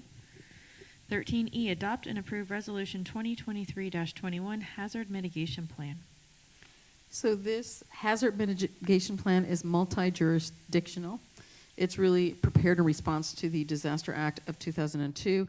It's a document of mitigation planning, and it is inclusive of 39 planning entities, and we're part of the planning area central. So really a plan to address disasters and to get support to folks as needed. And this is being approved by all boards in Sonoma County. Great. Any questions? I did have Trustee a question Nelson? about this. It says 2023-21. Is this the 21st iteration, or should that say 24? It's the resolution number. Okay. So it's like the next, the Stack. resolution after that would be 2023-22. Okay. Yeah. I just want to make sure. Yep. 'Cause Good we had catch, that though. issue with the safety All right. calendar. Any other questions? Can I get a motion to adopt and approve resolution 2023-21 hazard mitigation plan? We move that we approve, adopt and approve resolution 2023-21 hazard mitigation plan. Can I get a second? I'll second. Roll call? Trustee Brown? Yes. Trustee Johnson? Yes. Trustee Martin? Yes. Trustee Nelson? Aye. Trustee Wing? Yes. 13F, ratification of 2023 SEIU extended school year Summer Enrichment Academy credit recovery MOU. So we've had these MOUs prior for our different labor partners. This is SEIUs for the extended for the summer program. Sorry. Great. Any questions or discussion? Could I get a motion to approve 13F, ratification of 2023 SEIU extended school year Summer Enrichment Academy credit recovery MOU? I'll motion to approve item 13F. Can I get a second? I'll I second. second. Oops. Sorry. Who was that? Oh, Shirley Johnson seconds it. All in favor? Aye. Any opposed? Motion carries 5-0. Is there any questions or discussions about 13G through P? These are first readings of board policies and administrative regulations. Nope. All right. Then I am just going to go through each one. 13G, first reading of board policy 4030, non-discrimination in employment. 13H, first reading of BP and AR 4218, dismissal, suspension, disciplinary action. 13I, first reading of board policy and administrative regulation 5111, administration. 13J, first reading of board policy and administrative regulation 5113, absences and excuses. 13K, first reading of board policy and administrative regulation 5113.2, work permits. 13L, first reading of administrative regulation 5144.2, suspension and expulsion due to process students with disabilities. 13M, first reading of Board Policy 6170.1, transitional kindergarten. 13N, first reading of Board Policy 6177, summer learning programs. 13O, first reading of Board Policy 9270, conflict of interest. 13P, first reading of board bylaw, 9320, meetings and notices. Are there any questions or discussions from 13Q through 13U? Okay. 13Q, I make a motion to approve the second reading of Board Policy and Administrative Regulation 4154, 4258, 4358, Employee Security Action. Can I get a second? I'll second that. All in favor? Aye. Any opposed? Motion carries 5-0. 13R, I make a motion to approve the second reading of Board Policy and Administrative Regulation 5132, dress code and grooming. Can I get a second? I'll second. All in favor? Aye. Any opposed? Motion carries 5-0. 13S, I make a motion to approve the second reading of Board Policy and Administrative Regulation 5131.1, bus conduct. Can I get a second? All in favor? Aye. Any opposed? Motion carries 5-0. 13T, second reading of Board Policy and Administrative Regulation 5144, discipline. Can I get a second? I'll second. All in favor? Aye. Any opposed? Motion carries 5-0. 13U, I make a motion to approve the second reading of Board Policy and Exhibit 3555, nutrition program compliance. Can I get a second? I'll second. All in favor? Aye. Any opposed? Motion carries 5-0. 13V, acceptance of gifts and donations to schools and district. So we have a donation from Cassandra Albar, former trustee, and Tracy C., her daughter, and it's in the terms of equipment for Rancho Cotati High School with an approximate value of $700. We have Technology High, another grant, Trustmass Foundation, $5,000, and Han Elementary monetary from the PTA for field trips. It's another little over $5,000 to equate $10,782. Wonderful. Thank you, everyone, for your donations.